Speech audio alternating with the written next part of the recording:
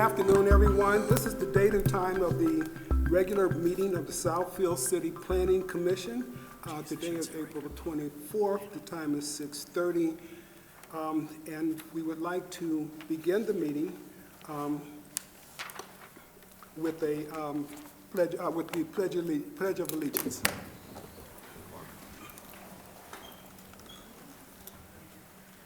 I pledge allegiance to the flag of the United States of America and to the republic for which it stands, one nation, under God, indivisible, with liberty and justice for all.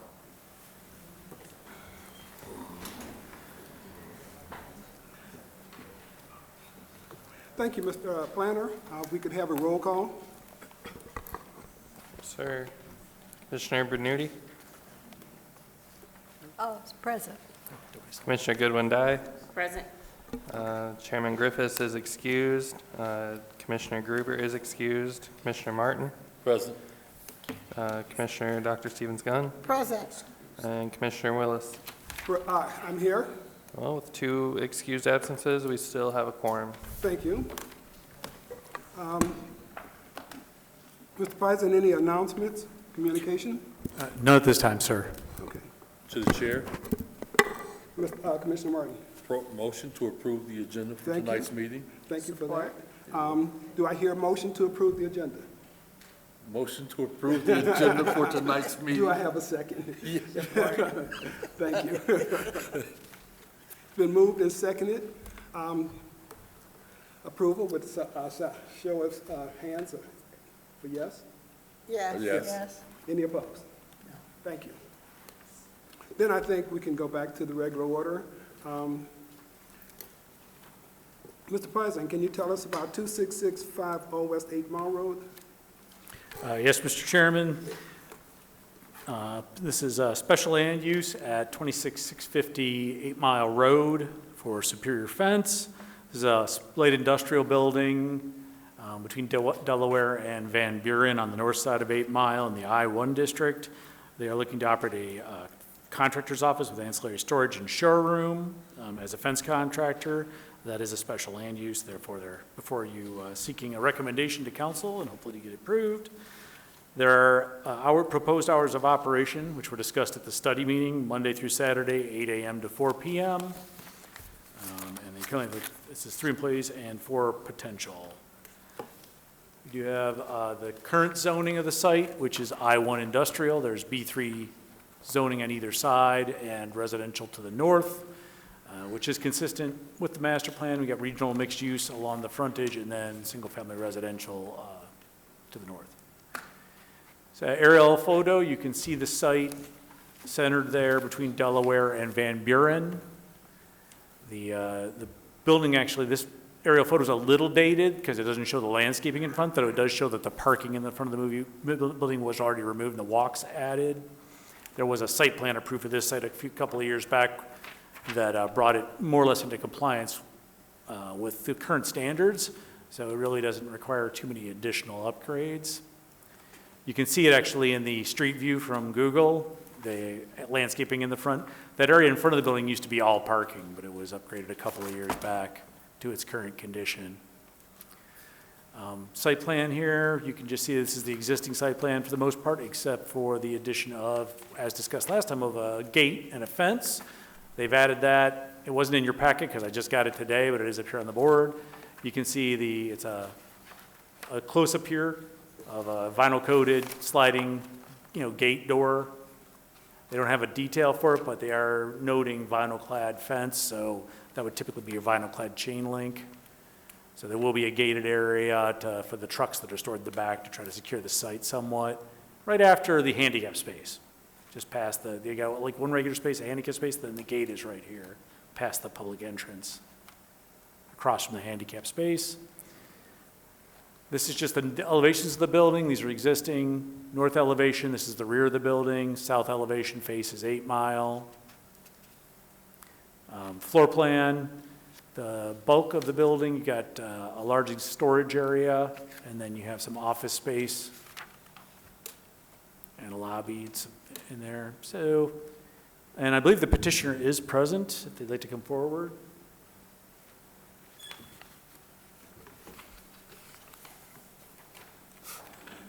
Good evening, everyone. Zaid from ZA Design Build. I'm representing Superior Fence. They're behind me to the right. And just as mentioned, pretty much everything stays the same as last time with all this same information, except that we added an 8-foot tall PVC slatted fence. The first portion, which is where the sidewalk is, there'll be a swinging door to go in and out. There'll be 2 posts supporting that door. And then there's another post about 12 to 13 feet down the line for a PVC sliding. Same thing, slatted PVC, 8 foot high, probably white and finish, sliding gate that basically slides behind the remainder of the fence. None of the posts are going to be visible from the street. When you look at the elevation, you'll just see a continuous fence. That'll be just behind the door to enter the building, and also straddle the parking space for the handicap. And that's the only change we have from last time. Everything else we discussed in regards to hours and keeping things inside and not storing things outside and trucks and safety and cameras remains the same. Thank you. I'm going to ask you to take a seat for a moment and ask for any public comment. And for anyone who wishes to speak, I am hoping you've had an opportunity to take a look at our rules, that you would have just a 3-minute period to speak to any issue. And if you would like to speak to this issue, you may present now. Going once. Then no one wishes to speak to this issue. We will close it. I do thank you. Commissioners? I will start from my left. Commissioner Gunn. Again, I'd like to share with you how much we appreciate you continue to do business in the city and make the enhancements to your business and facility. Thank you. Commissioner Martin. I thank you for adding the fence. I think it's a wonderful idea that helped with everything else that you've done. Thank you. Commissioner Bernuti. What? He said Bermuda. Oh, right, but I was wrong. Thank you. I wanted to ask you, you did say that you're going to have Saturday hours now. Last time you weren't really sure. Correct. We're going to keep the same hours, but I think we said 8 to 2 instead of 8 to 4. Right? 8 to 2. They typically don't work on Saturdays, but just to be safe, rather than come back, as we discussed last time, we'll just say 8 to 2. I'd like to reiterate Mr. Martin's comment on thanking you for the extended height. We really appreciate that. Yeah. Thank you. I have no other questions. Thank you. Commissioner Goodwin-Dye. I have no questions. Thank you. I would like to reiterate also, thank you so much. I have no questions. And commissioners, again, any further questions? No. With that- Through the chair, Yes. did you provide a sample of the proposed fencing? No. Okay, We don't have a so- sample with us. But we can bring a sample for the next time we come. Yeah, I'd like to see that in advance. Sure. And what was the height that you said? 8 feet. So you- And I can also add to the drawings for the next time. I can draw an elevation and a section through. Yeah, the we'll fence. need that prior to council, and the Mhm. 8-foot, I think, requires ZBA to go up to 8 feet. So that's why if we could get a detail of the height of the fence and what it looks like, then we can better advise you. But I'd like to have that information prior to our packets going to council in 2 weeks. And then, so if you say that 8 feet requires ZBA, what height It's 6 feet by right. by right? You can go up to 8 feet, but I believe it requires a waiver from the ZBA. And that's why I'd like to have that information, and we'll double check that rule. Easy enough. And again, it's not that I'm opposed to it, it's just it might have an extra step involved. And without having the detail and looking at it. Sure. Easy enough. Okay, that's all. Thank you, Chair. Thank you, Brandon Fowler. Are we ready to take the vote? No. No. We do have a recommendation, Mr. Chairman. Just quickly, we do make a favorable recommendation of the special use request related to the contractor's operation for Superior Fence at 26650 West 8 Mile. We generally found it to be in harmony with the I-1 district, its location, size, and operation to be appropriate for the facility and area. And it's consistent with the spirit and purpose of the principles of sound planning, vehicular traffic not to be negatively impacted. It does have direct access from 8 Mile. And as most of the activity will be storage indoors and then off-site installation, we don't see any issue with dust, dirt, odor, or fumes, and any other adverse impacts on health, safety, welfare. And we would have a couple conditions subject to the approval of the administrative site plan by the city planner, which would include likely the fence, continuous compliance with all applicable ordinance, codes, laws, and statutes, petitioner to perform work under plans, permits, and final inspections by the city. Hours of operation Monday through Friday, 8 to 4, Saturday, 8 to 2, Sunday closed. Thank you. Now, commissioners, are we ready for the vote? Yes. Thank you. Do I hear a motion? To the chair, Commissioner Martin. recommendation for approval of PSLU 24-0007. Do I have a second? I second that. Affirmative vote, yes, no? All in favor? All in favor? Yes. Yes. Thank you. Any opposed? No. Thank you. Okay. With that, it passes. I do thank you, sir, and I look forward to seeing you as a neighbor in the city. Thank you and good night. Take care. Thank you.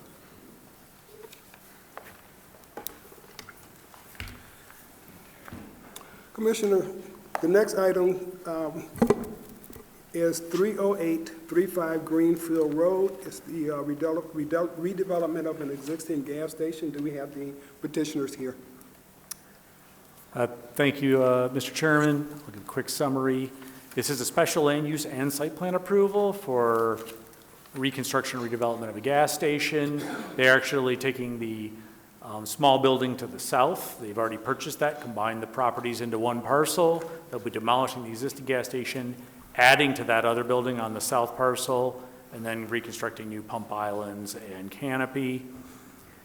They will also, as part of the special land use, looking for approval of beer, wine, and liquor sales, and to have a carry-out restaurant in the service station, convenience store.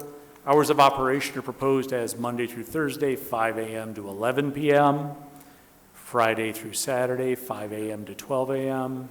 Number of employees would be currently 5, potential 9 to 14, max per shift 2 to 4. As we see here, the commercial frontage is Zone B3 general business with some residential wrapped around it. And then it is local mixed use on the future land use map, which is consistent. Just a site aerial showing the existing gas station and the little L-shaped commercial building that are part of this project that's just to the south of it along Greenfield.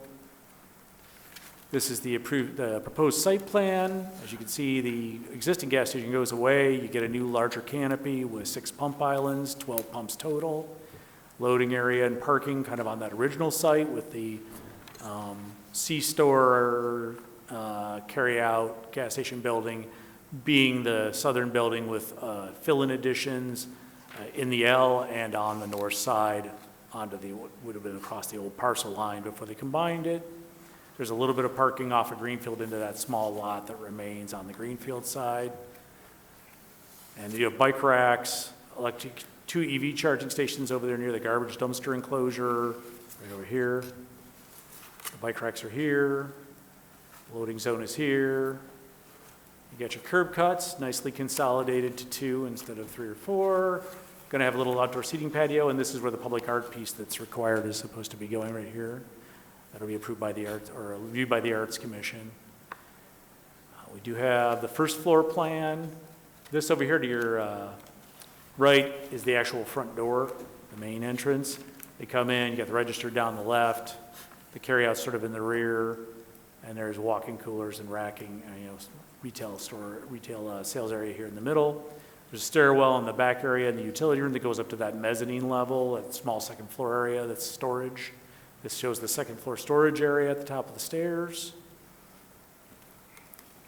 Some elevation drawings. You got the east elevation. This is facing Greenfield.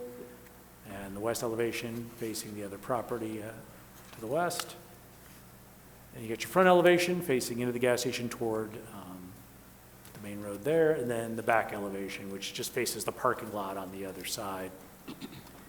Got some renderings of the building, got the front here, and then this one is the side facing Greenfield. Look at the old address in there, it says Northwestern. Thanks. All right. Petitioner is present, if they'd like to come forward, he's here already. To the chair, would you kindly remind the audience that their conversations can be heard because this room is acoustically sound and it's destructive? I hope the audience can hear that. It is acoustically sound, so if we could have quiet as much as we can. And I thank you. Sir, could you give us your name and your address? Good evening. Sam Bacall. Our address is 30835 Greenfield Road, Southfield. Thank you.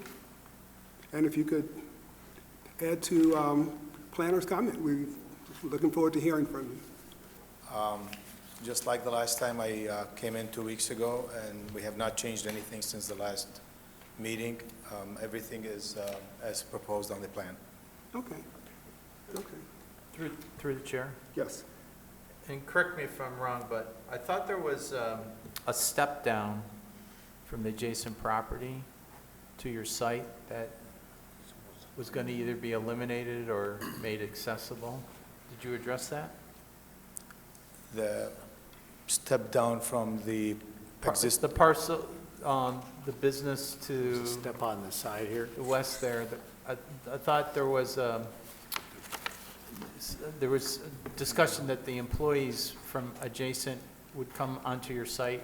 Yeah, we're going to There have a was a ramp. step? We're going to have a ramp and a step on Okay, that side. well, that's what we talked about. It's on the plan. Well, you said there was no changes from the last plan. So did you address that issue?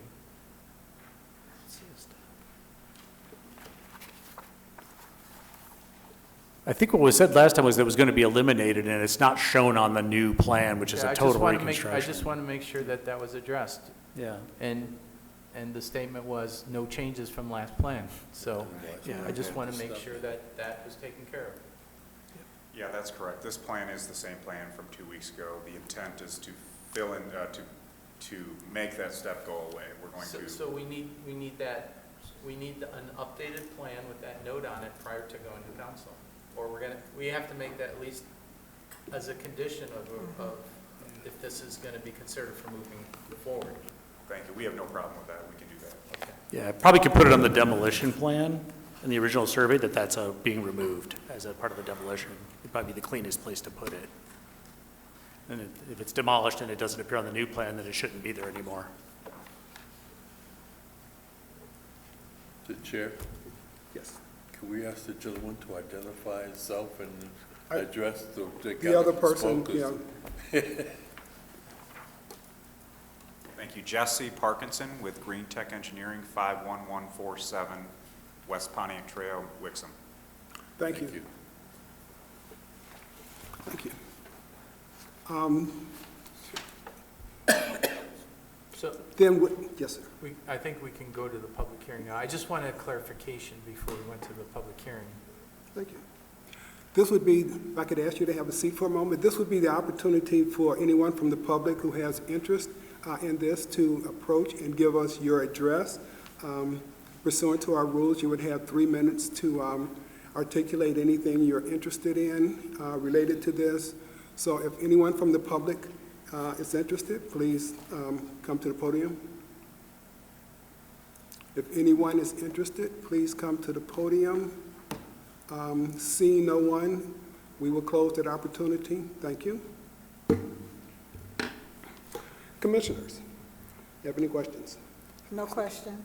Commissioner Martin, I have a question. For the if you may. For the carry-out restaurant, we're indicating that there one parking space for 100 feet, per 100 feet, 100 square feet, yes, sir. and we've got over 100, so shouldn't that be 5 spaces rather than 4?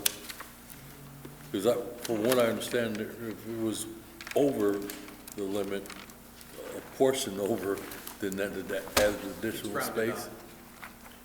Yeah. That's So we got correct. 435 The square feet. fraction would get rounded up. Yeah, even though it's a small 35 square feet, would add it from 435 square feet, would go to 505 spaces rather than 4. We have it indicated as 4. Yeah, we can correct that before the next hearing.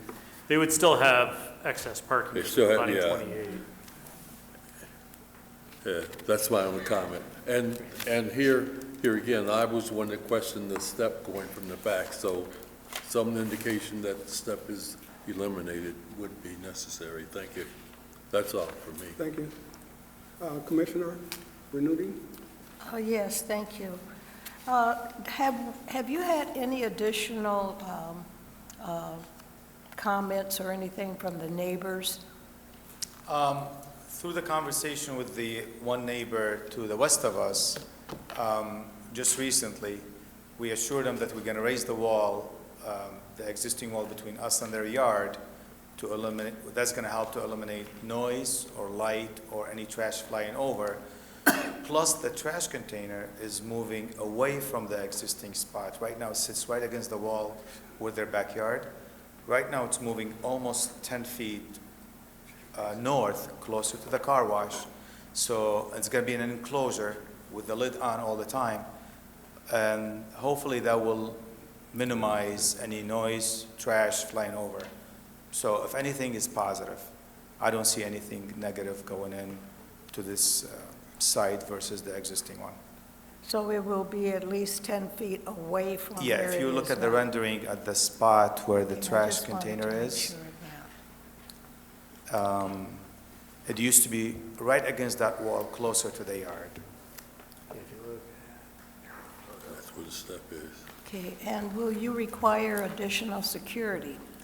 No, we never had a problem. We've been there for 29 years, and thank God we never had a problem. We do have a camera system 24/7 inside and outside, and we have an alarm system, and we never had a problem. Thank you. Thank you, Commissioner. Going down. I don't have anything. Thank you. I have a couple of questions, if I may. I don't know if you stated it, and if you did, I might have missed it. What are your hours of operation?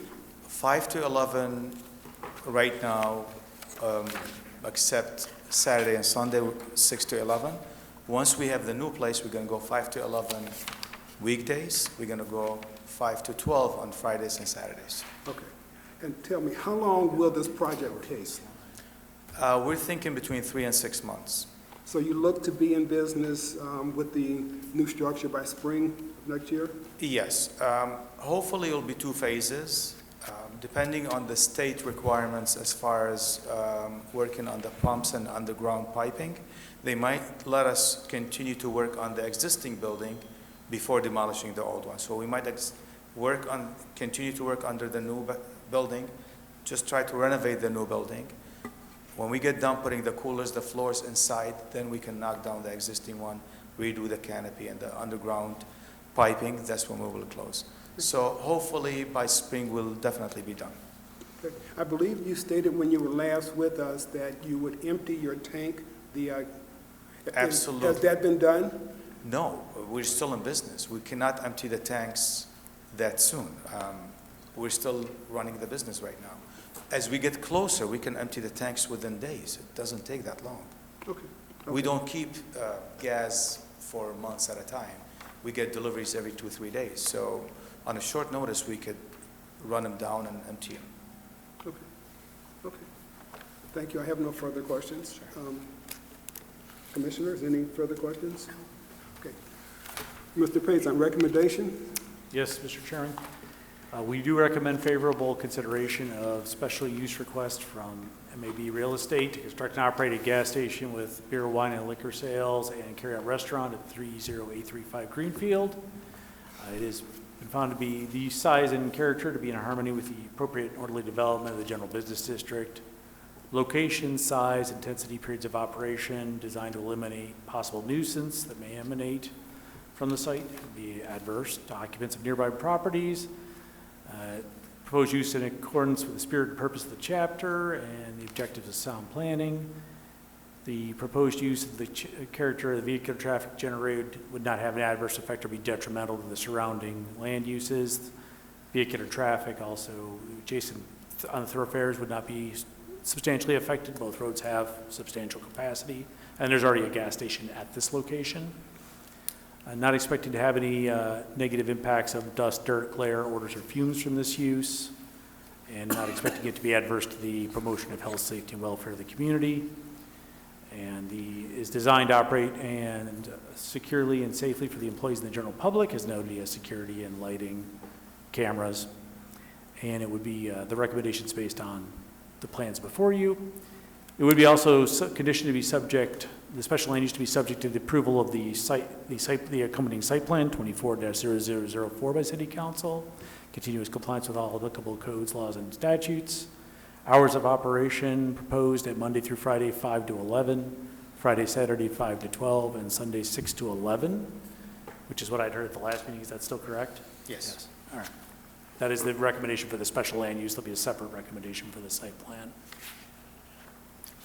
Thank you. That is the recommendation for a special land use. Will you have a separate for the site plan review? Well, we should probably vote I on will both of talk these about it. I just want- individually. Yeah. Okay, thank you. To the chair, Yes. I have a question. I'm sorry, I forgot. For the special land use, you require the liquor license then, or for the site plan? The liquor sales and the carryout and the gas station, all three of them are part of the special land use. Okay. What it is like, the reason why liquor sales come back for a gas station is because the liquor sales are at a gas station, and gas stations are a special land Right. use. So, do you currently have a liquor license or beer wine liquor license for your? We have one, but it's an escrow. We cannot use it, and we will not use it until everything is done. So when you go in, after construction, you'll be able to, Yes. okay, yeah, because I don't believe we ever asked about the liquor license. No, we do have one. gotta We have obtained one. it from the state, yes. So through the chair, what happens is, when they apply for the license with the clerk's office, in practice contacts us to make sure they are in compliance with all the conditions of the approval. We then say, yes, they're in compliance, you can now issue the license. Gotcha. So Okay. we're going to make sure that all the site Site. plan and the special land use conditions are complied with before we sign off on the city, issuing Yeah, the license okay. in conjunction with the state requirements. Thank you. Thank you. Can I, File a motion? motion to approve PSLU 24-0008, special land use for 30835 Greenfield Road? Second. Motion and second for favorable consideration. All in favor? Aye. Any opposed? Your motion carries. I think then we will look at the site plan review on this matter. Yes, Mr. Chairman, we do have a favorable recommendation for the site plan as well. Once again, the development features are designed to minimize adverse impacts on adjacent properties and on pedestrians and vehicular traffic. It has access from major secondary thoroughfares and would be subject to conditions of approval of the special land use by City Council and conditioned on the plans before you that are under review. Additionally, they would have to execute a perpetual maintenance agreement for landscaping, parking areas, stormwater system. It's a pretty standard procedure for us. And they would consult with and implement any recommendations of the Southfield Police Department Crime Prevention Bureau, and would have continuous compliance with all applicable ordinance codes, laws, and statutes, and perform work under permits and final inspections by the City of Southfield. Thank you. And petitioner, do you have anything to add to the comments of the planner with regard to site plan? Regarding the step, can I bring that to you before the city council meeting of next month? What's that? Regarding the correction on the step that you Yes. raised. So that doesn't delay the. Right. Okay. I'm also put a request that you provide a rendered landscape plan that we can show, because these engineer plans kind of get washed out. Okay, Yeah. So Color that's my landscape other plan. we will do. Okay. Yep, thank you. Thank you. This is the opportunity then for any public comment. There's no public no. hearing on site plans. Okay. This is just, there's a motion actually There's a that's been motion on the made. floor. Motion on the floor. Actually, no motion was made. I gave the recommendation, but no motion was. Mr. Martin supported the motion. We didn't have a motion on this I yet. didn't think we had a motion on this yet. We had a motion on the special land use, but not on the Okay, site. I had you, okay, that was a clarification. All right. So are we ready for the motion on site plan? I motion that we accept the favorable recommendation for PSP 24-0004, the site plan review. Second. Second. You ready for the vote? All in favor? Aye. Any opposed? Thank you. Thank you. Thank you.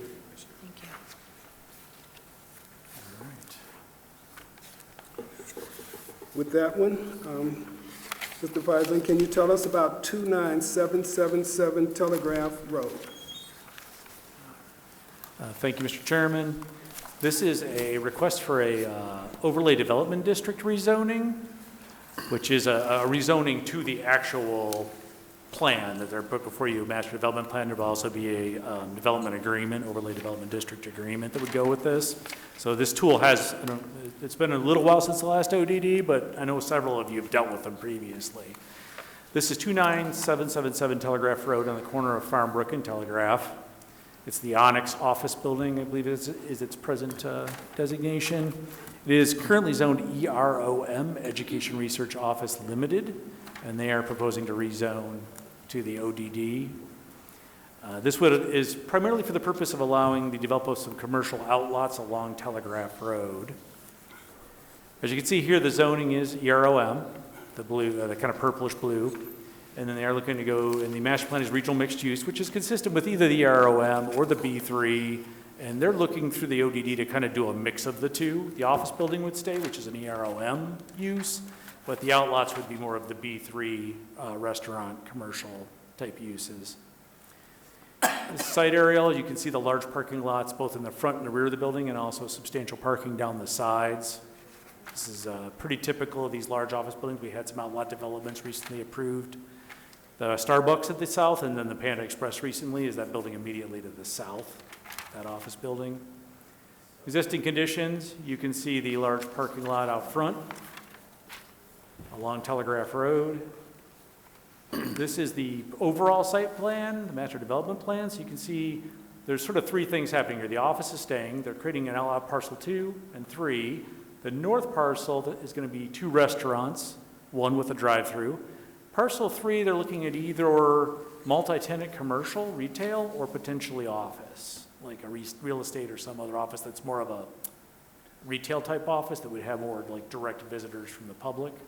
And then in the rear, they're adding a pedestrian connection to a pickleball court, which is there primarily for the use of the office tenants as an amenity to try to attract people back into the office. This is a development rendering provided by the applicant's architect. You can see the building in the back, the office building in the front. This is the restaurant buildings. The drive-through wraps around the rear. And then the building over here to the left is the commercial/office building that they're talking on the other parcel. This is the north lot. We have the restaurants. It wraps around, angled parking. So you come in one way, you wrap around the building. This follows the circulation of the drive-through. Both are 2,500 square feet, so a total of 5,000 square feet of building. Dumpster enclosures tucked back in this corner. They've got a little plaza they're putting up at the corner, and for the improved bus usage. There's a bus stop out here. The floor plan of the building, this is obviously a conceptual floor plan since they don't have tenants identified just yet, but you can see the 2 restaurants side by side here. The drive-through window would be on this restaurant to the left. It would wrap around the building. Renderings of the restaurant building, very modern looking architecture. This is the sides of that building. It's another sort of street level rendering of what it would look like with the landscaping. We are having them put in a little more landscaping. We want the footage to give us that screening in the front of the cars as part of this project. You can see this is up here, the top left is that new plaza with the covered bus stop that's going to be going in with an art piece to meet the art requirement as the primary feature in that little plaza. And then there is a route for that to the restaurants. South lot, Looking at a 5,000 square foot building, could be multi-tenant, retail, could be some office space. They've got kind of both going, and it was figured into their parking when we looked at it either way, because general office and retail have pretty much the same parking requirement at 4 per 1,000. So this is like floor plan, the retail option, showing 3 tenant spaces, ranging from around 1,500 square feet.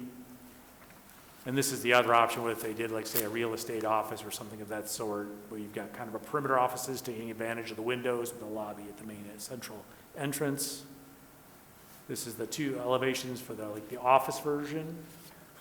Architecture similar to the restaurant building. And this is the rendering showing sort of the more commercial retail version of that building. Same footprint, same size, just a little different configuration. So you say there's the retail version, there's the real estate office version. This is the pickleball court in the rear, the walkway out there, and I believe these are actually bathrooms also here at the pickleball court, which is pretty nice because it's a long walk from the building out to that pickleball court. And they do have bike racks back there as well. The site actually has bike racks in the front as well at the restaurant in the office retail building. Just a rendering of what the pickleball court is supposed to look like.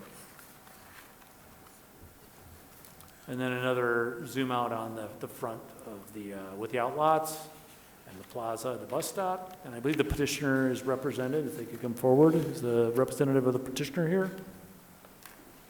Anyone from Design House or?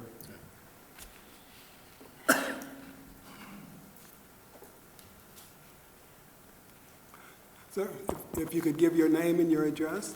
Sure. Good evening. Mike Pizzola, Design House Architecture, 3300 Auburn Road, Auburn Hills, Michigan. Here to answer any questions about what we have proposed this evening. And what can you add to our planner's statement? Terry summed it up pretty good, but the petitioner, the owners came to us a year or so ago, and after COVID realized that they have a huge parking lot that is pretty much was a third full for the past 2-3 years. So they asked us to dive into the parking, which we did, and we found out that based on our calculations, we felt that it was significantly overparked.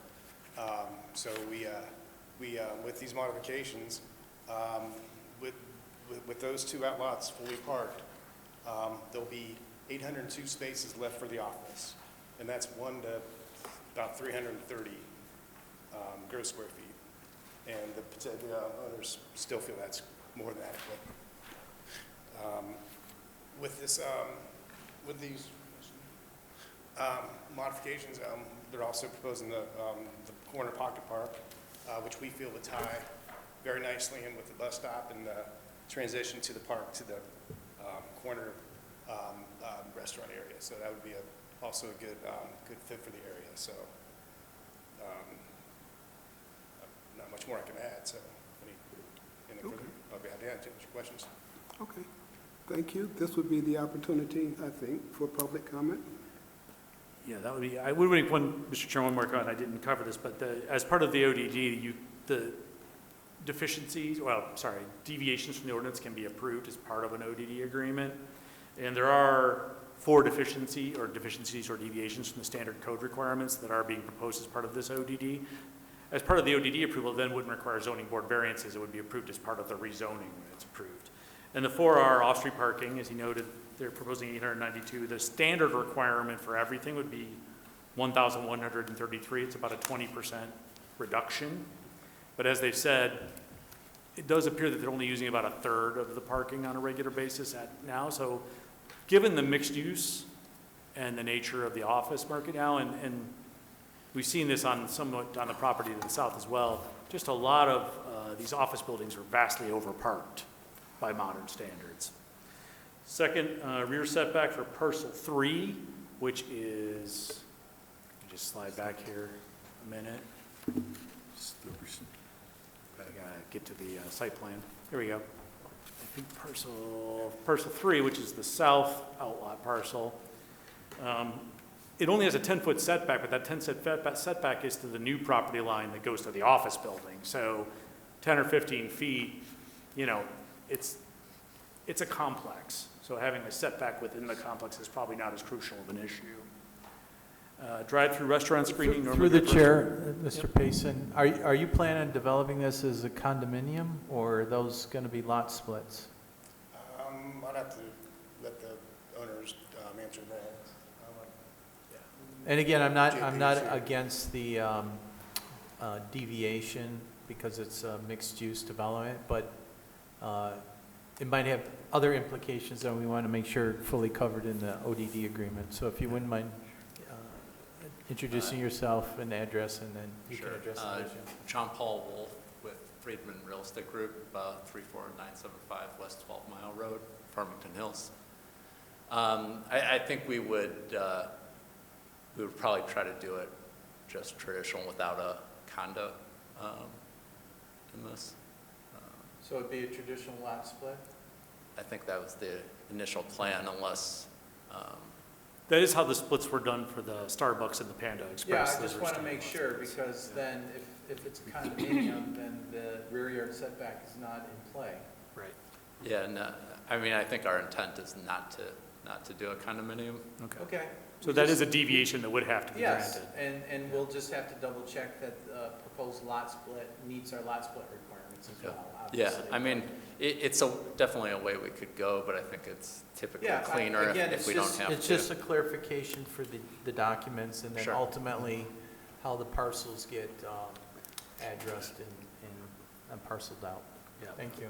And if we're within a condominium, you would need all the cross-access agreements or utility agreements. With separate lot split parcels, you'll need all those easements to make this work, because obviously, you can't get to these parcels unless you use Yeah. I mean, the so- driveways that go through the other parcels. So reciprocal parking agreement, cross-access easements will have to be part of your approval. Probably integration of the stormwater system and other utilities. We'd have to see all that before the final split. Yep. Another one of the deviations would be typically fast food drive-thrus are required to have screening walls on all sides. Obviously, they're not screening from the office site. So that one is another deviation that it's a code issue we need to revisit anyway, but in this case, it's just one of the code requirements that they're looking for a deviation from. And then the front yard landscaping for drive-through restaurant, normally it's required to be 50% of the required 60-foot front setback. They're at about 41.6%, so that's another deviation. It is a pretty substantial green belt, and it's the existing green belt.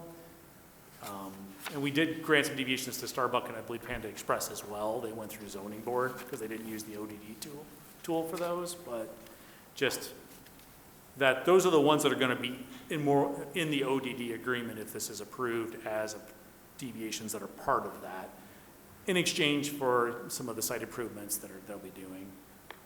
And we may require some additional streetscape screening, because the parking lot's supposed to have at least a continuous 30-inch hedge, but like ornamental fencing, brick piers, and I know you're incorporating some of that in the corner, so we can work with you on those final details. They did get us a revised landscape plan that has the hedge. Okay. It's just the overall site plan doesn't have it on there, but the Yeah, overall. we'll update that, and just to clarify. Yeah, You can it's, see it there. Make sure those are consistent. Yeah. Plans are The consistent. area, the berm facing or along Farmbrook, the buffer along Farmbrook has probably about a 4-foot berm, that's why and there's also mature pine trees Yeah, along it- there, so we think that's kind of Yeah, we just- as well, so we'll beef it up. you've updated the renderings and the landscape plan. We need the master development plan to show that landscaping as well. So they're all the same, so people aren't asking later which one's the controlling drawing. Sure. And so, again, could you go back? Okay, so, again, you're showing the pedestrian connection from the Telegraph Road public right-of-way on the plans, and you're also showing pedestrian connections from the office to these two out parcels, but the rendering doesn't show that.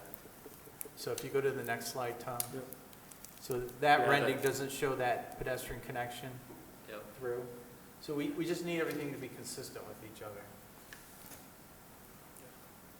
Definitely before we went up in front of city council for the public hearing,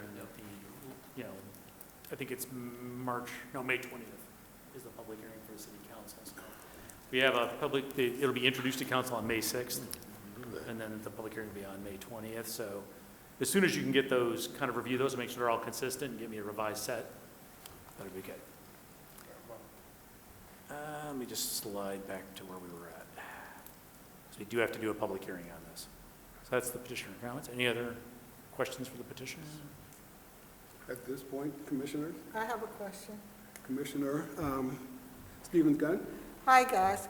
I have a question regarding the pickleball? Yeah. Pickleball courts. I understand that you're putting a bathroom out there. Are you considering a shower? Because if I want to play pickleball and it's July and I need to go back to work, that might not be real good. There's one in the plan currently. No, but is there anything in the building? Do you have any sort of private showers in the building at all that are open to? I'm not aware of that. That's something for you If you're open to that, we could. something you might want to think about. That's, that's something you might want Yeah, to we think can about, check on that. if you want your patrons to use it. That's number one. Number two, if the facility, if the pickleball court is on the property and you have bathroom facilities, what measures are going to be in place that the community will not take advantage? Because you're going to be the closest pickleball court in the Yeah, community. I would assume those would be fob access. Some sort of a secure gate access, signage, security cameras, and even maybe just a, I don't know where the nearest, if you guys do have public pickleball courts, we have them, well, we're in Township, they put 4 or 5 of them in recently, and they're a hit. So I don't know if you guys have any public around town, but, If you're saying that that pickleball court is going to be for the tenants of that building, Right. you're going to have to secure it because it is going to be one of the only Correct. one Yeah, I in mean, that I would assume area. it's the same. I'm sorry? Same fob system, the key swipe that they use in the building. Okay, and the laboratory facilities will be inside that secure area? Correct. Okay. All right, those are my questions. Thank you. Commissioner Martin? Oddly enough, when you talk about pickleball, you talk about secure with key fob. None of the renderings have a gate to enter the area. That's something you might want to add, because there's no, you see fencing all the way around the building on everything, but no gate to get in. Very So, good point. that's just something. That's what the bench is for, to hop over the. You gotta be fit enough to climb that fence to get in there. Must be this tall. For the restaurant portion that you're doing out front, I think that's phase 2. You have the driveway going around the building. And you show a solid wall or something. I don't remember exactly how it shows on the rendering, but are there any vents or ventilation on the top of the building that are going to allow auto fumes to be able to get into the restaurants? Because you're driving, you've got a drive-through window going around, so, the auto, assuming that sometimes cars are going to be stopped. Right. And the auto fumes are something to consider. Anything on the roof would be screened. We'd make sure we screen it, but we just don't know quite what's going to be there just yet. Yeah, I understand what you're saying, screening, but not only screening from it, but the direction of it so that the auto fumes aren't just up and into. And here again, you're at the mercy of the wind direction for that. So that's something that has to be considered, is that there's no entrance of auto fumes to the building, or either one of the two, because you're talking about having 2 separate type restaurant facilities there or something, 2 businesses. So that's something that you might want to consider. And that was all. I like the idea. It looks great, and I think it'll be an improvement to the area and the building that you have there. Yeah. Thank you. Commissioner Bernuti? Yes, thank you. Pardon me.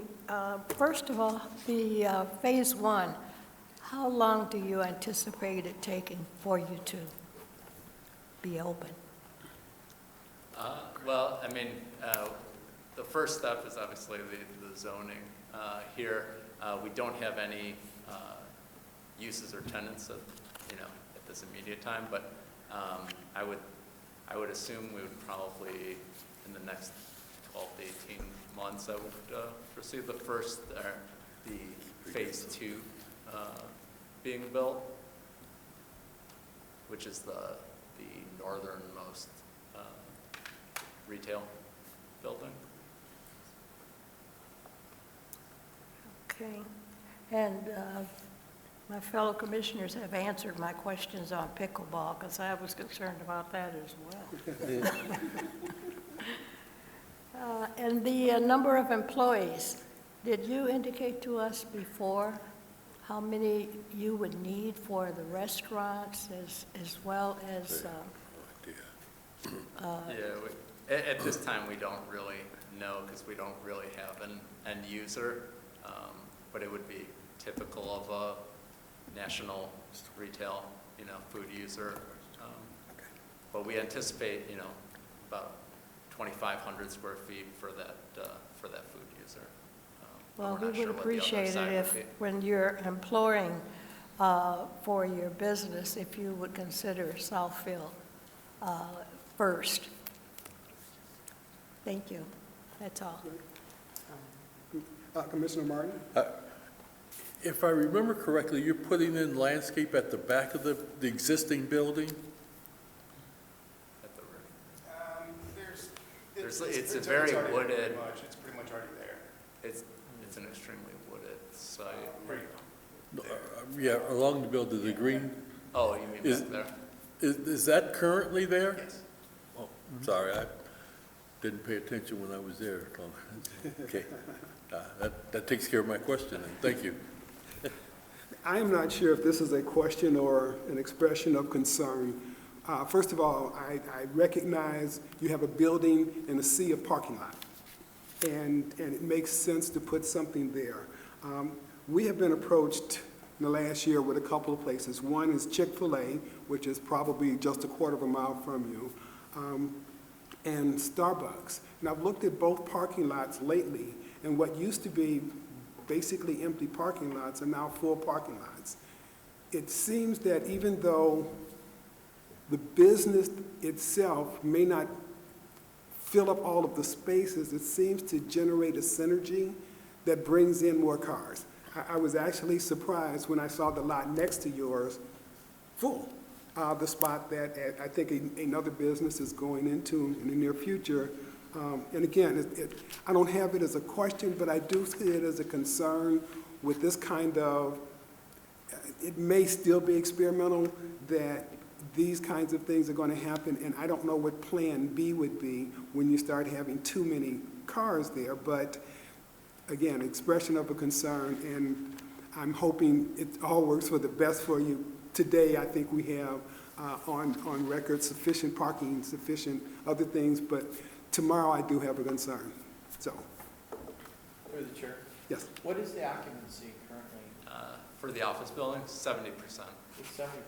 Yeah. So that's a little bit better than most, right? It is, and given where we are in sort of the office world, that's probably about stabilized. I mean, maybe another 5% if we do well on leasing, but, and I think it was alluded to before, I mean, at that 70%, we're only utilizing just over 400 spaces on an average day. You could tell from just the aerial. Yeah. Now, are you asking also for site plan approval for parcels 2 and 3 at the same time, or will you come back when you have leases, or, are you building this as a spec and then trying to attract tenants, or are you going to attract tenants and then modifying? No, we're not building it as spec. But I think our intention was to get a use that was relatively, that isn't a large deviation from these.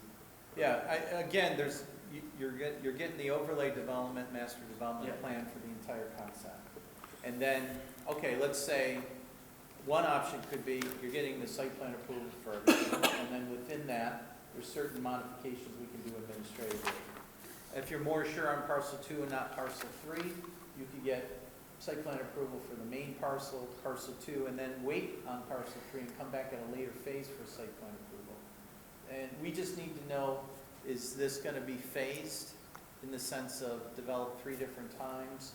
Or is it gonna be phased all at once, but phase 2 is gonna be 12 to 18 months, phase 3 is 24 to 36 months? We need to just have at least rough parameters in the agreement. Or the safer thing would be, this is our master development plan. We'll come back for site plan approval for parcel 3 when we actually know what's going on. Okay, hi, I'm Peter Stuhlreier with Design House Architecture. Could you give your address? 3300 Auburn Road, Auburn Hills, Michigan. Thank you. Just to follow up with that, Terry, the buildings themselves, the pads, I think we're firm on the pads, we're firm on the size, we're firm on the heights, we're firm on the uses.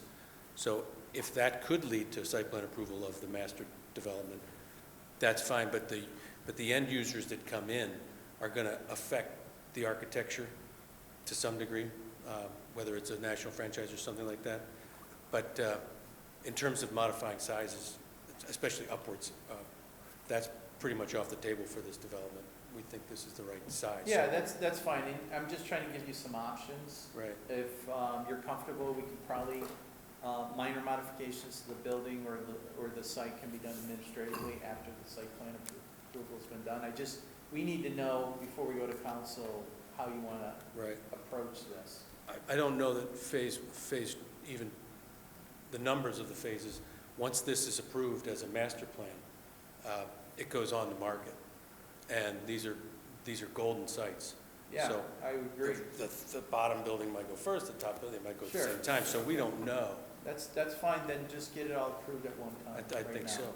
Yeah. I think so. And worst case scenario, if for some reason one of them does have to change substantially thereafter, you might have to do an amendment to the ODD. We've done a few. It's this same process over. It's not untenable. It's just, it does happen. We've done a couple of ODD amendments, and it's, you just have to come in with a revised plan, and we go through the process with the planning commission and the council again. Again, if you're pretty comfortable, this is the pads and what it's gonna be, then I would just get it all approved now and deal with it administratively. And as Mr. Payson said, if for whatever reason you get a tenant that changes outside of my ability to make the amendments, then you'll have to come back. That's the right way to go. Let's do it like that. Oh, and if I could address the auto fume question, on the top of the restaurant building, on the roof, 15, 20 feet in from the sidewalls, you're going to have any kind of intakes for the makeup airs and fresh airs. So I really don't think that we have any kind of problem with auto fumes. In your concern, if I did have a sidewall fresh air intake next to a car, that would be a problem. That's not how these are going to be set up. Everything's rooftop mounted because it's a single-story building. I don't need to hit the sidewall. I go straight out to top. Thank you. Thank you. Hearing that, commissioners, any additional questions? Any additional questions? No. Then, are we ready for a motion? We need the public hearing I'm first. sorry. I'm always leaving you out, Mr. Payson. Public hearing. Okay. Is there anyone here who would like to comment on this proposal? Anyone from the public that would like to comment on this proposal? Hearing none, that opportunity is closed. Yes. So, Commissioner. Recommendation. Recommendation. We are making a favorable recommendation of BZR ODD 24-001 to rezone 11.9 acres of the land at 29777 Telegraph to OD development with the underlying B3 general business. And they are looking to approve the site plan for the proposal and create a master development plan and agreement to allow the development of 2 commercial outlots and other site improvements. Couple of comments on that. The Southfield Comprehensive Master Plan designates the area regional mixed use as part of the Northwestern Highway Corridor. The Northwestern Highway Corridor is a qualifying sub-area for use of the ODD rezoning tool. Proposal utilizing the ODD provisions with the underlying B3 zoning will allow the petitioner to develop the property for uses compatible with the abutting uses and with the allow for development flexibility. The proposed rezoning will not have adverse effects on the adjoining zonings or land uses. The building and site improvements shall be constructed in accordance with the master development plans approved as part of the rezoning, prepared by Design House Architecture and Noack and Frost Engineers.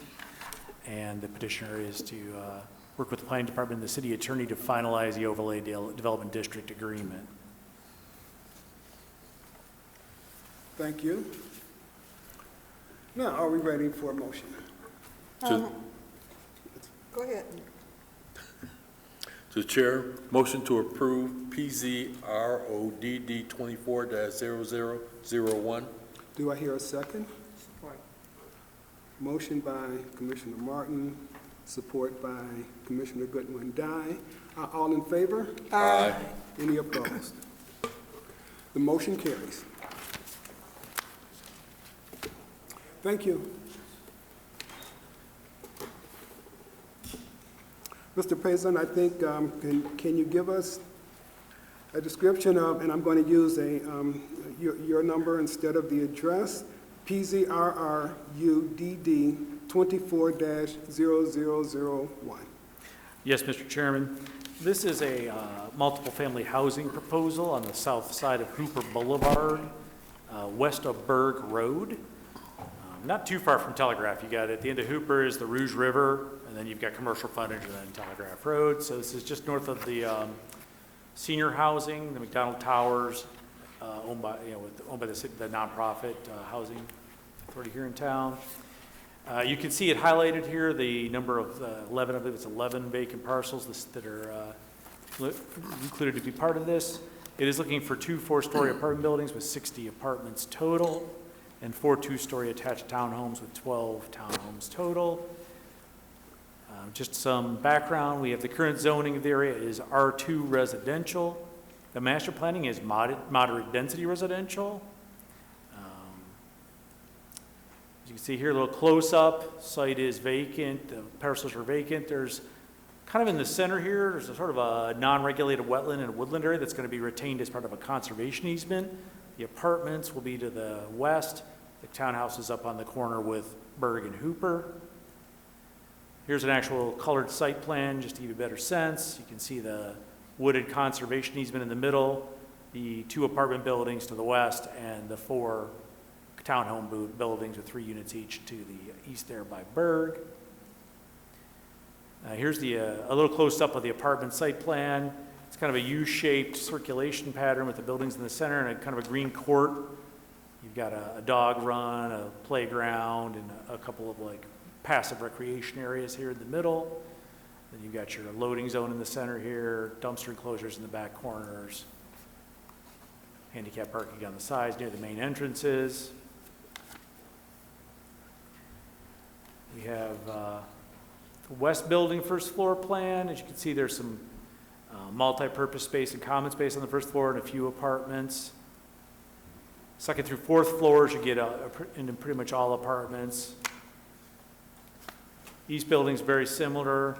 You got some common area, some support spaces, and then you have apartments on the upper floors. Renderings of the buildings, this is the appearance that they're proposing. They're 4-story. You got like a culture stone on the bottom, siding further up. Pitched roof's kind of a pitched mansard roof. It's flat in the middle, but it has pitch toward the sides. Landscaped around. This particular rendering doesn't show the fence. I meant to replace that, but there is a fence proposed. Decorative metal fence. These are just elevations of the buildings. Colored site landscape plan. Just a little more detailed version of the one we shown earlier. You get trees. There's a path that's going to be put in all the way down Hooper to the end, and then actually there'll be a path that travels down and connects to the path that goes down to the river area that already exists on the McDonald Tower site to the south. So the townhomes, you can see the 4 buildings, 3 units each. They've got sidewalks to the front and out to the sidewalk, and then they have walks going out to a walk to the parking. And then there's the dumpster closures for those. All of these also have bike racks. So you have bike racks here, and there were bike racks at the apartment building. First floor, get your living room, kitchen, bedroom, front porch, rear porch.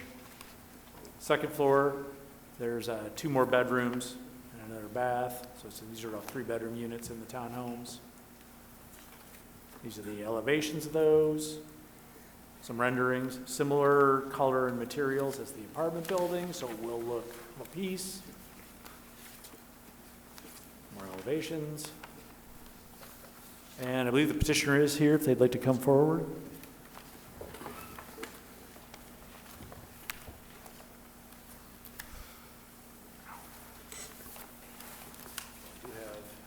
You do have your presentation.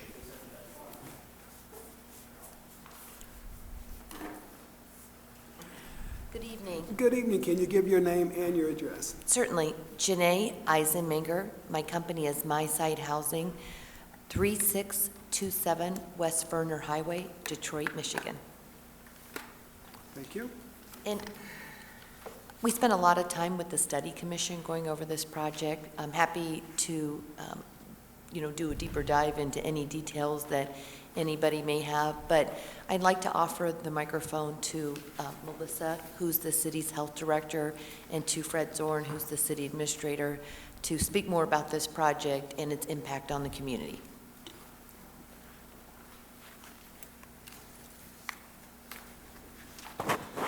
Thank you for your time this evening and allowing us to be here. As Janae has indicated, we are seeking approval to move forward with this project. Since we last met on April 10th, I would like to advise you that we did conduct on Tuesday, April 16th, an open house, and I have an attachment of that flyer which included the site plan and elevations. That was delivered to each mailbox of residents living on Hooper, Simmons, and Berg Street. We did have 2 guests that evening and facilitated a 2-hour discussion about the proposed development.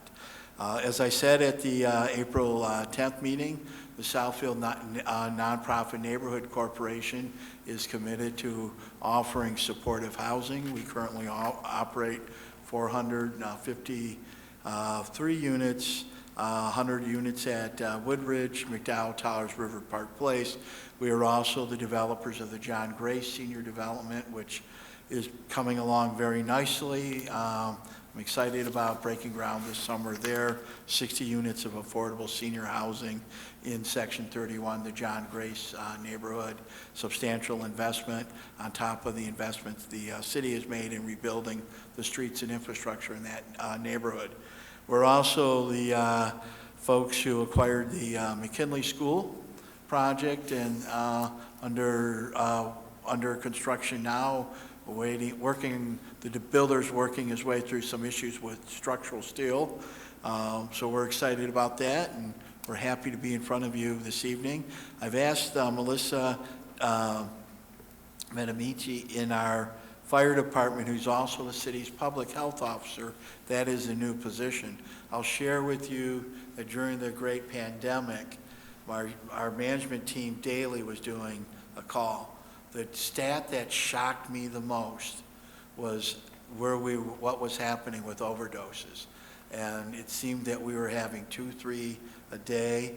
Our fire department and our life support did a great job in helping some folks recover, but unfortunately, we lost way too many people.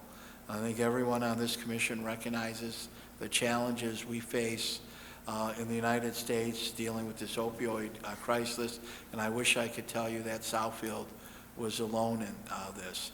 We've received substantial support from Oakland County. Our model is a development titled Andy's Place in Jackson. Some of you have had the opportunity to tour the property. If you speak to the police and fire leadership in those communities, it is one of the safest properties in the communities. It is clean, secured, and this is about the quality of support that you offer in social services. Our partner in My Side, they were previously Southwest Solutions. They started out as a community mental health agency. They were a leader in this. They were also one of the first early leaders in 1986, when low-income tax credits were put together. A lot of the resurgence that we see happening in Southwest Detroit, Michigan Avenue, Verner, Corktown, Hubbard Farms, is all work that they've done. I don't think we could have a better partner. Well received by our partners, MISTA, Oakland County is involved with us, so we're really excited. I'd like to turn the dais, with your permission, over to Melissa, our public health officer, and I'm excited about the direction this position can take the city and what we can do in a preventive mode. Some of the things we're doing with our kids and our youth in the schools is a new direction for the city. But it's, we have to move beyond the old campaigns of just saying no. It's the constant education that has to happen, as well as supportive environment. So I'm going to turn it over to Melissa and stop, and I could go on for a long time. A lot of passion about this. I would like to just offer this to your staff so it can be placed in the record that it was mailed out. Thank you.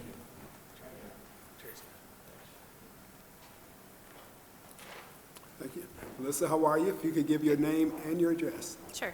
Melissa Medici, 23462 Donaldson, Clinton Township, Michigan, 48035. And as Mr. Zorn said, I am the current City Health Service Manager. Worked for the Fire Department 30 years, retired a year ago from there, ran the EMS division. So I'm very passionate about this, also helping the community, not only with the EMS, but also with the opioid crisis. Did you say you had the PowerPoint? It's And we'll go through it quick. Oh, okay. Okay. So Mr. Zorn talked about this, the River Park Place and the condos over in that area. He talked about my side in the Southwest housing solution and how they came together. This is the new place, the Wellspring, that we're looking at. This is the two four-story building, and then the condos and the site plan. Let me go if I go too fast. So as they said, it consists of the two four-story buildings, 35 one-bedroom apartments. Two of those three-bedroom apartments plus 12 townhomes consists of spacious parking, or passive park plus an active playground for the children. I think one thing that you have to consider is the children that are involved in these, not rehab, but recovery homes. I think that's a big thing when we talk the difference between rehab and recovery and how it affects families. Priority household sets aside. All 60 units will be targeted for persons at or below 50% of the area median income.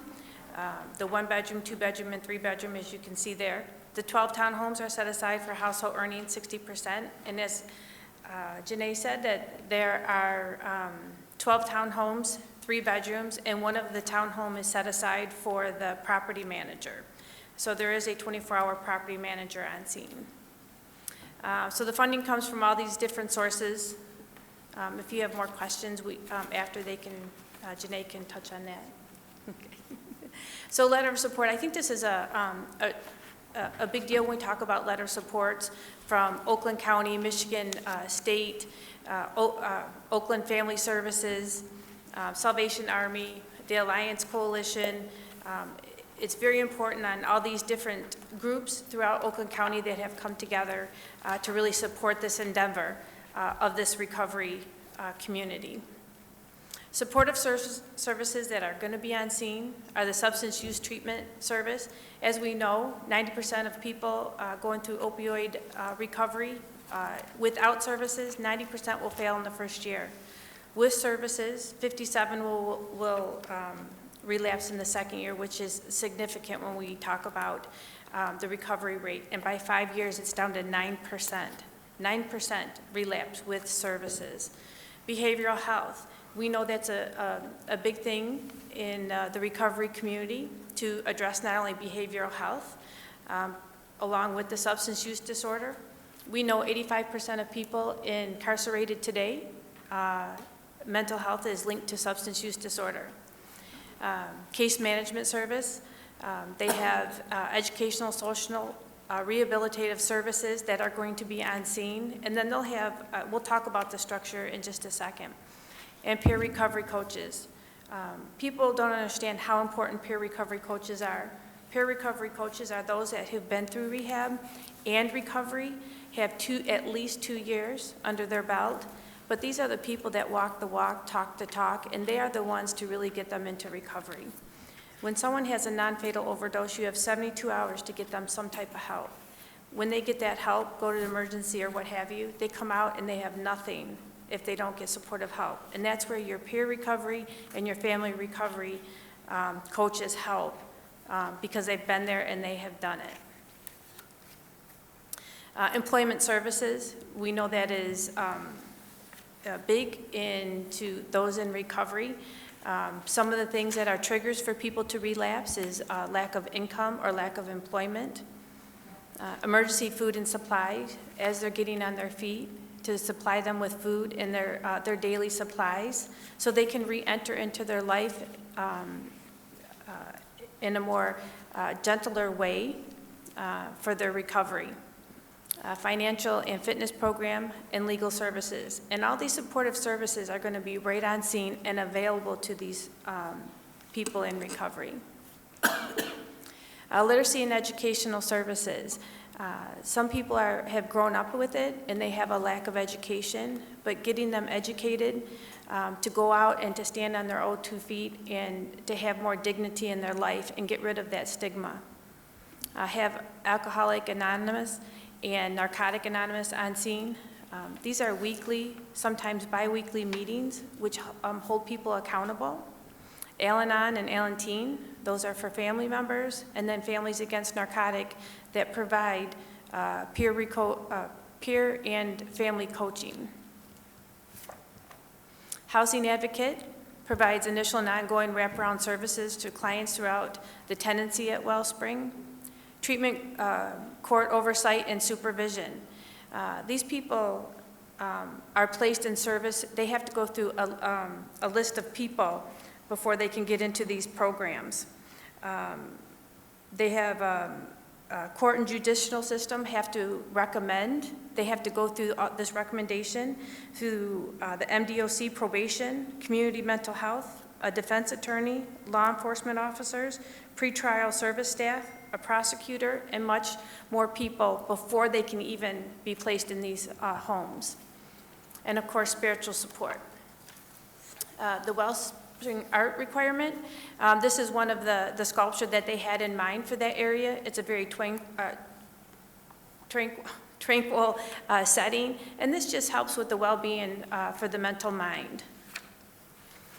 The inspirational representative of the passive park. I think this is a great area to hold meetings, to put that person into the right stage of mind so that when they go forward with their recovery, they have a place to go and meditate and to plan and to set goals for themselves and their families. A dog park. Remember, there's going to be children there, and what better than a pet, to have a pet there so that they can live a normal life as children in the area and the schools that they go to. An inspirational photo of the active park. It's very important to keep these kids on a normal path. We know that kids born into parents that have substance use disorder have a higher tendency of being abusers themselves, and keeping a normal life and a normal home structure will help these children as they grow up. The easement, you want to talk about this? The 1.5 acre wooded land area, which includes a small wetland area. It's a protected wetland area that they're going to keep. A smart bus connector. We have great transportation here, not only in Southfield, but Oakland County, and this is just another way to keep people employed. And my understanding is that there's a smart bus stop right there that will be right there by the facility on Berg. So some key players, and we won't go through each one of these, but this recovery housing program was backed by Governor Snyder and Whitmer, and they just extended the care management of the opiate health home for those in substance use disorder. The Michigan Association treatment of court and provider. And this is your treatment court, and their mission is to succeed where probation and jail sentence have not. And they've been succeeding with these treatment court that they've been provided. And just some other things, the opiate user community issues with an unstable social network, unstable employment, lower education for the users and the children in that community if they don't have a stable housing. So as I said with the court, the source of the resident referral has to go through that whole list of people before they will be placed in a home. They establish a treatment provider network, that mental health, that medical, the food and assistance, the weekly meetings. They have to go through all these steps to maintain housing there. The participants are overseen by probation officers and the judges. They have to report to them and how they're doing. And the sanction and rewards are controlled by the judges. If they see that there's something that they don't like, they will pull them. So there's a lot of oversight within that treatment area. So with the data, I mean, we know that numbers are going up. We don't have to go through each statistic, but thinking of statistics on substance use disorder is like a piece of a puzzle. They're just numbers until you take a closer look. Imagine you're putting this together a puzzle until you connect all the pieces. You don't see the whole picture, but when you do, the statistics helps understand how substance use disorder and unstable housing are connected, showing challenges that people face and how we can help. We know to date, we have 700 EMS calls in Oakland County that has some type of substance use disorder, so you're talking 4 months. We have 67 deaths. 75 of those deaths this year involved fentanyl. Of those, 47% of those were cocaine use. So this is just not a heroin with opiate, but they're mixing it with non-opiate. And you can just see the taxing that has been on every county, everywhere. And the statistics are not going down. So as we mentioned with Andy's Place, I've toured it. I toured it as the EMS coordinator with the fire department. I was very surprised at how clean it was, the security on scene. Every person that comes to this facility, every visitor is vetted. They cannot just walk in, even though they have these apartments, they just cannot walk in, which I think is good because it eliminates the hanging out. But what was so surprising is this people made this their community. It was clean, the kids played together, they had barbecue, and we didn't just take their word for it. Not only the police, but the fire, when we came home, we contacted the local contacted the local fire department, and we wanted to know what type of issues it had on their services when they opened. They didn't see any increase in run volume at this place. I think a lot of it has to do is because it's privately owned and not state-owned. The cops do not have a lot of problems there, and I think that speaks volumes on how the place is ran. But I just want to, real quick, I'm almost done, to give you a little insight to the Andy's Place. Out of 50 apartments, 49 of them are currently occupied. 29 of the tenants are currently employed. 6 tenants receive Social Security for disability. 30 tenants own vehicles, proper licensed insured vehicles. 3 tenants recently had a child and are not working because they're taking care of the newborn. 4 tenants have a training program to peer recovery coaches. It means they're giving back because somebody gave to them. 4 tenants hold weekly meetings at Andy's Place and have taken the responsibility of the chairperson of these meetings. 1 tenant is a full-time student at an institute of higher learning. 4 of the tenants have been able to reunite with their family and get their children out of foster care as a result of housing and stable living environment provided by Andy's Place apartment. I think that alone tells you what type of environment this is. And the last thing is Wellspring saves lives. It offers the client a gradual reentry into their life, allows person to recover with dignity, and allowing them to focus on rebuilding their lives, their careers, their jobs, and obtaining education, allows a person to focus on their family and raising their children. I think you have to remember, this is not just about the person in recovery, this is really about family and the children, because that is our future, especially with these children. It reduces drug and alcohol-related criminal recidivism, and it reduces homelessness. Stable housing is a component to recovery. Thank you. Thank you.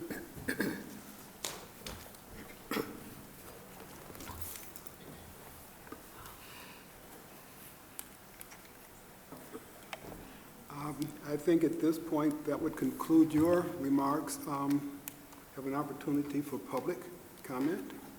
Is there anyone from the public that would wish to address us relative to this issue?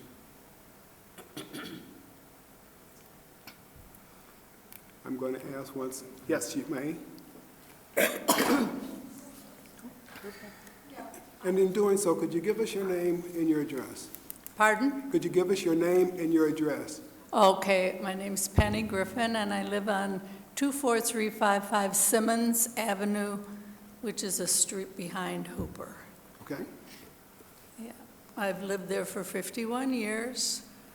One of the reasons I came to Southfield, at that time I had children, and I had heard that Southfield had really good schools, and I found this house. It was very private and quiet, which I really like and enjoy. And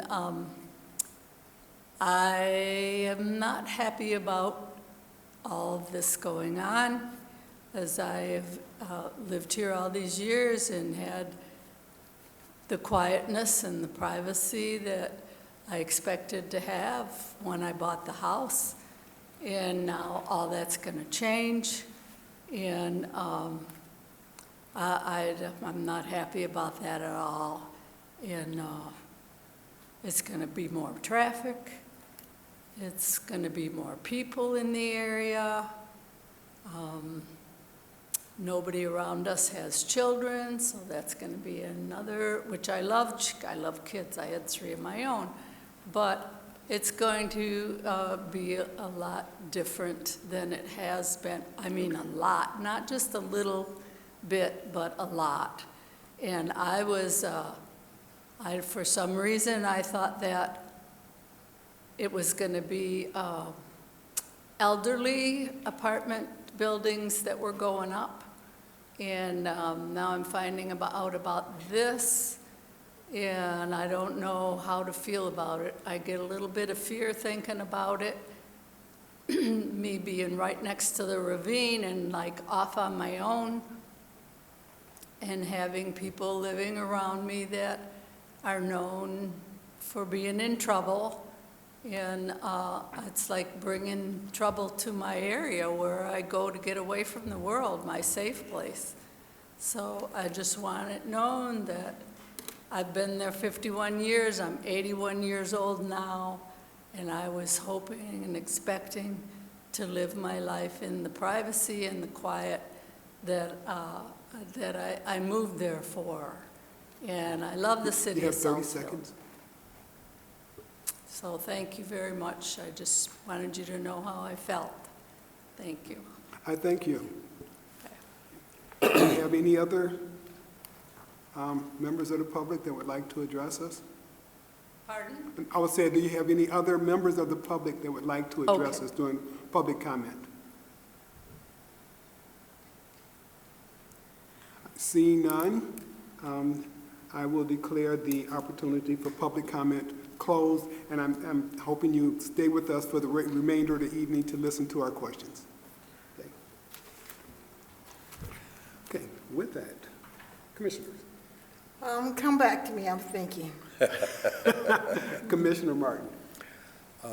If I understand correctly, this is a privately funded endeavor. Yes, that's correct. It's privately. It is not a state-ran. I think it's totally different when you're talking about state-ran. And I just would like to let her know that I understand where you're coming from. I understand the concern. I, too, as the EMS coordinator, was very concerned about it until I went out there. But understanding all the steps that they have to go through and all the oversight with the Oakland County court system and all the requirements to stay there, there's not a lot of hanging out. There's not a lot of parties. Like I said, there's 24-hour security there. If they get a complaint, the judges are going to put out a investigation, right? They have to follow all these rules, but I do understand where you're coming from, and I hope that would ease it a little bit. I think rehab is totally different. Rehab, they're out in 90 days. This is, as long as they pay and they do what they're supposed to do, they can stay there forever. So it's like a home that they're gonna call home for a long time. Could I ask that questions be addressed through us? I'm sorry? If I could ask that you direct questions and comments through commission. Yes. Okay. Going back to my original question, that this is privately funded, not government funded, so the changes in government will not have a major impact on the.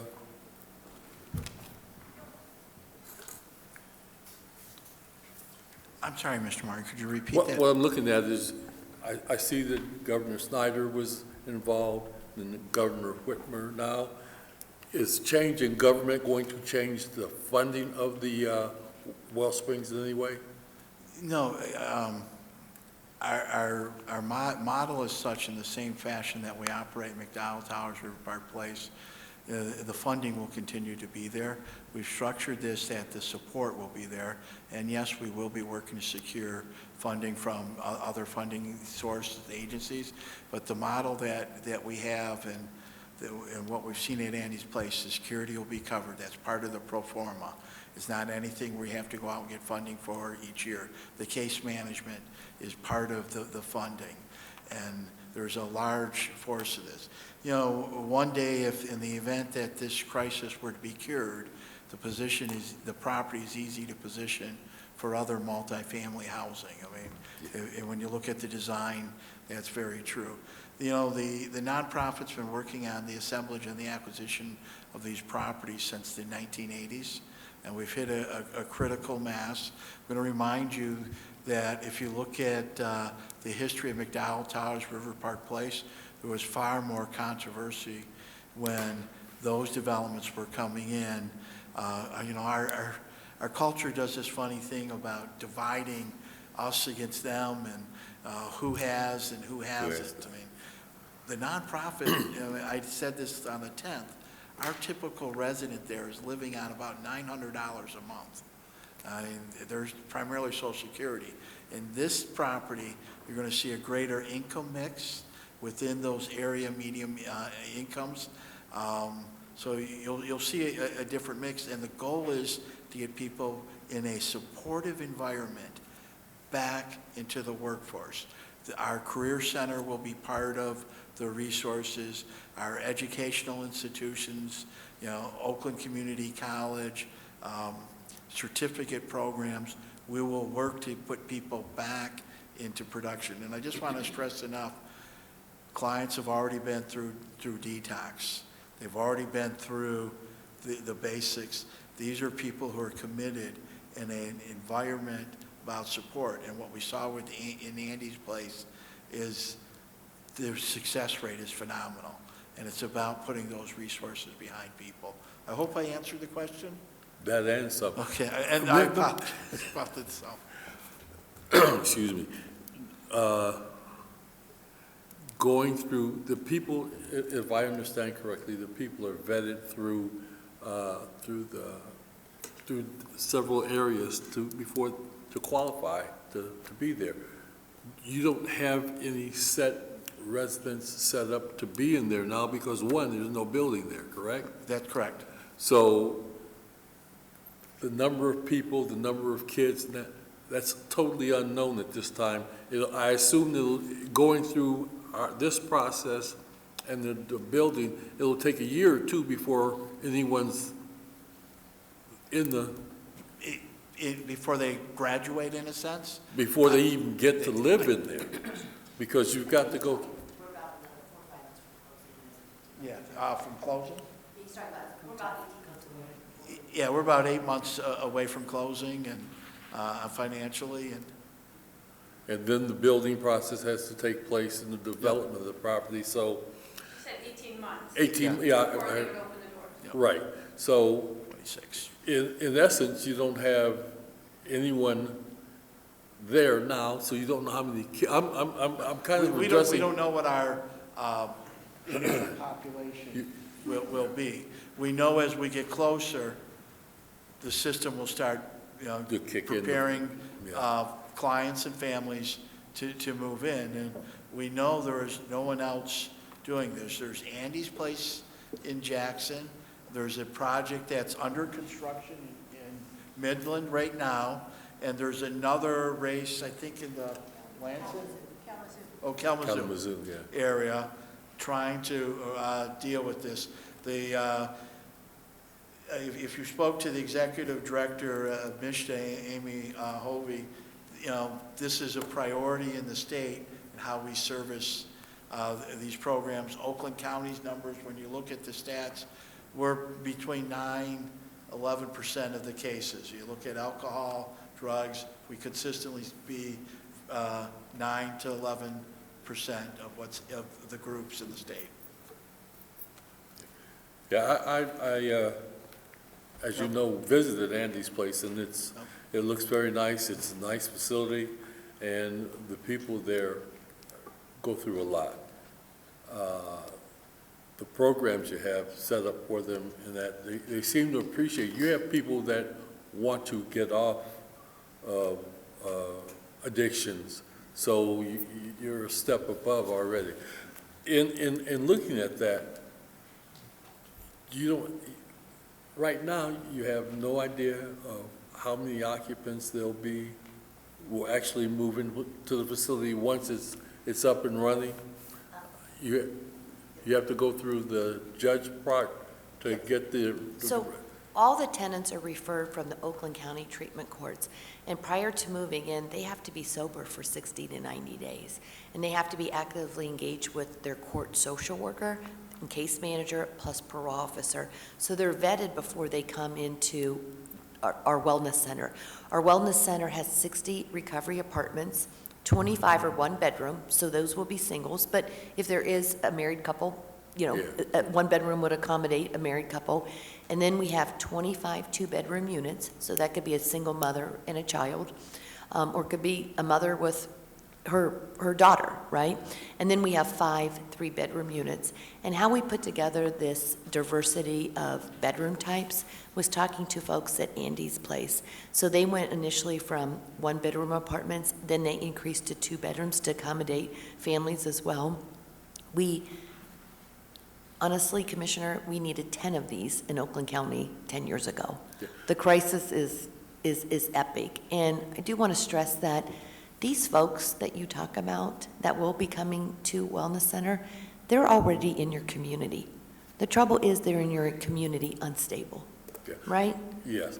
I guess one of the points I was trying to make going through the vetting is that, if I remember correctly, there are no violent individuals in there. Oh, no, you cannot have a violent. Everyone is nonviolent. Yes. They're basically. Yes. And most of them will not have automobiles because they'll be working to restore getting, their license back.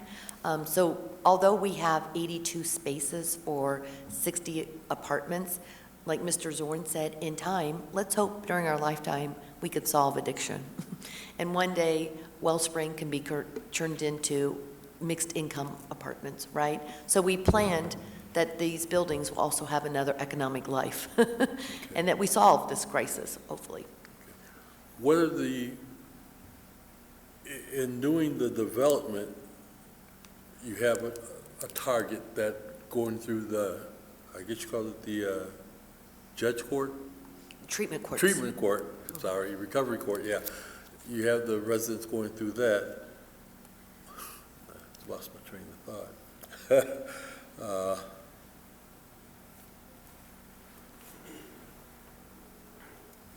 I'm sorry, I'll get back to it, yeah. Through the chair? Yes. I'm ready.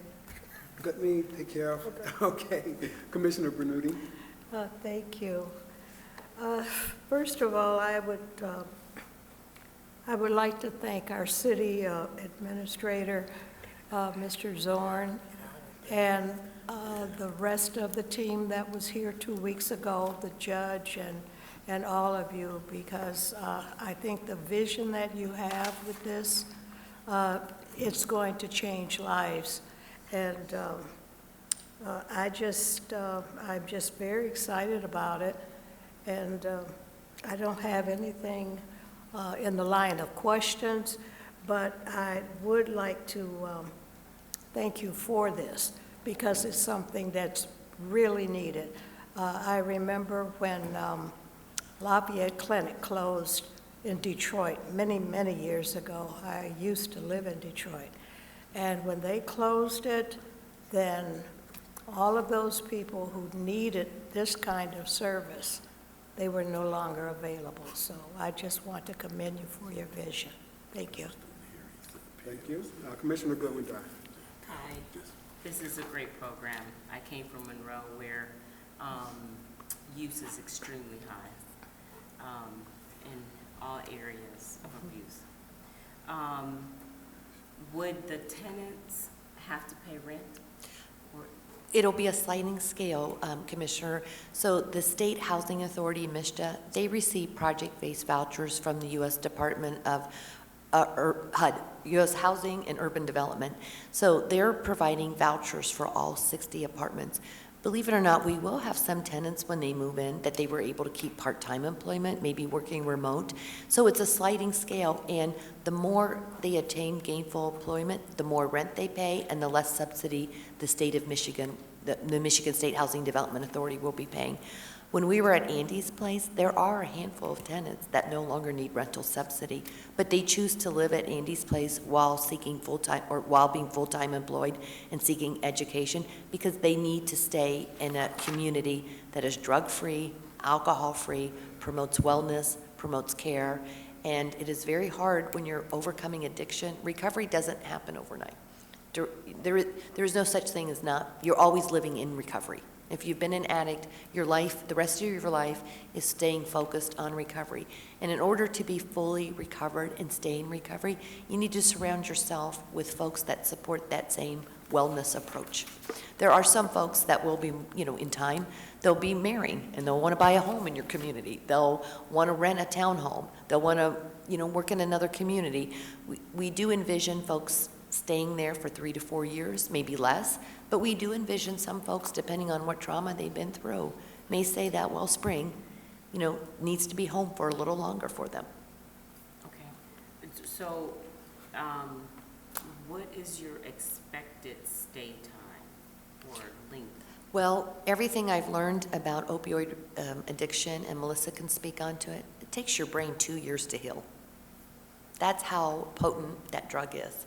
It may be longer depending on if you have other co-occurring mental health illnesses. 2 years to get on a good path, but it does take longer. And it all depends on the triggers and if they're able to combat those triggers or how to handle them. And I think with the mental health and the group meetings, they give them solutions on how to handle some of these everyday triggers and stressors. Okay. And can you give me an example of some of the requirements they would have to be approved to live here to get this type of treatment? Yeah. Well, they have to go, they start in the drug treatment court. They have to do the 60 to 90 days of the rehab. And then they have to go through the probationary department. They have to go through the social Like, Like a social work? like psychology, yeah, like yeah, social aptitude. They have to go through the judges. So there's a lot of things, the mental health, that whole aspect of it. They have to go through medical, that they're going to have on scene, but it's not just once. I mean, it's a continuing thing. I mean, it's like they have, if not daily, weekly, that they have to maintain. And then they have to, in turn, answer to the drug court. They still have to follow up with the drug court. I mean, they're not free from that. They may have restitution. They may have some other things that they have to, community service that they have to give back. So it's not like, okay, here's an apartment, you're just going to live. I mean, there's so many hands around them and guiding them what they have to do. Well, they have a court mandated Caseworker? caseworker, but each tenant will have their own unique case management plan. So every tenant is different. So it may be, for example, a parole officer has to visit them 4 times a week. Another tenant, the parole officer is there once a week. Another tenant, their case manager is visiting them regularly. And then not only, we call those court-appointed services, but we will also have 60 hours of case management on site too. So my organization is partnering with Lighthouse, and we're partnering with CNS Healthcare, who's already in your community, which is a mental health provider. And for example, we'll have 1 full-time case manager, a part-time case manager, 2 housing support specialists, and those will really, you will have each one of those reside in each of the apartment buildings. And as Melissa says, the peer support specialists, those are individuals who have recovered. And they will be living on site. It's almost like in college where you had a resident resident advisor living on site. And then we have a full-time resident service coordinator who will also be linking additional supports. They're more of an activities director, so making sure children have art classes, children get connected to fitness classes. Same thing with their parents, their grandparents who may live on site. Our ratio for our personnel that we will be hiring, our organization, plus partnering with other, it's almost a 1-to-10 ratio for the residents. And that's in addition, additionally, we have every tenant has their own probation officer plus court-appointed case manager. And they'll be going through random drug screening like any court-appointed. Okay. Thank you. Thank you. Commissioner Stevens Gunn. Okay, I have a question. My question is in regards to the population. And I think Mr. Zorn talked about the level of addiction in the county. Is there going to be an allocation for Southfield residents who fit this criteria? Oh, absolutely. So, and are they going to have priority in living in this community? We will make that happen. I can tell you the Judge Hoffman, who was with us on the 10th, he could not be here tonight. He has personally met with the Southfield judges, and we will work our way through that system. That is a priority in making that happen, that this will focus on Southfield residents. It's always a challenge when you're in a county-wide system. We face the same issue with McDowell Towers, River Park, and Woodridge. We make it happen there. We will make that happen.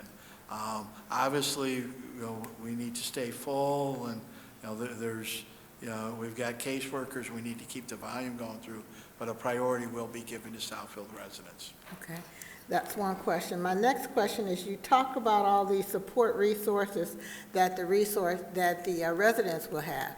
A lot of those resources are needed in the broader community. Is there a mechanism in place to provide that level of support for others in the community? Absolutely. Can you talk about that? I just want to say on my end, we noticed that there's nothing in the south end of Oakland County. And through Alliance and through Families Against Narcotics, we've tried to bring those services in. And I know just from their end of it, we're trying to make this a public thing, having meetings in the pavilion. So I know as just the supporting groups and the support from the letters, these groups want to come in here and come to the south end, because most of these services are located in Pontiac. There was, when I came in here, there was nothing in the south end or Southfield. So we brought this in. We do a lot of Narcan training. We do a lot of substance use training. The Chief Barron brought in his 4 seminars to help with that. So there are a lot of special interest groups that do want to come in to provide for the general public because we know we need it. Okay, again, that goes back to, is that going to be a component of this project? Well, we will definitely have services available. We will try to network and do outreach. One of our partners is CNS Healthcare. They're already located on Northwestern Highway in the city of Southfield. They do substance use prevention, treatment, mental health treatment. So they're already a provider in your community. And I really want to say, Commissioner, that by supporting this project, we are supporting those who are suffering. We're giving. Everybody needs to be forgiven. Everybody needs to be able to pick themselves up. They don't want to be in these positions. They want to be productive citizens. They want to be reunited with their families. They want to be good spouses. They want to be good parents. Are you preaching to the choir? I just okay. want to make sure that the broader community benefits from this project. So my last sentence was, by doing this project, we hope it brings more awareness, and it brings more awareness to your providers you already have in Southfield, which is CNS Healthcare. I hope we can, like Melissa uses the word stigma, people are stigmatized with this illness and this disease. So we hope that this project brings even more awareness citywide, that those who are suffering will seek out treatment, and they may not even know about the treatment that's available in the community. I think with the connections that we're making with all these groups, I think it'll be easier, especially on my end, to bring it into the city. I think for the general public going there, I don't think that's an idea thing for that. I mean, I'm not to say all of that, but I definitely think for the south end of Oakland County and Southfield specifically, I think we need those services. And I think you're hitting on something that is a real need. Janae and I have had conversations. The last community I was with, we were able to develop a human services building. And we don't even have the basic infrastructure here of possible service providers. What we did in the last community I was with is we built a 30,000 square foot space that was space available to different service providers. So much of our focus here in Oakland County is in Pontiac, and frankly, a lot of the history in the county was blinders. We don't have these problems. As long as Detroit and Pontiac, we're dealing with them. But in doing this, I believe we're building the infrastructure that if we could get to a facility, we would have agencies that could populate that. I can tell you my 15 years here, we were doing some things early on at the Berg. It was more boutique counseling. It really wasn't dealing with a lot of the real issues. By boutique counseling, they were primarily graduate students working to get their continuing, their hours of counseling time. I believe if we begin building this infrastructure, we could begin building something and eventually find something. The model, and Mr. Crodes knows what we did at the Villages of Taylor, that model could be replicated.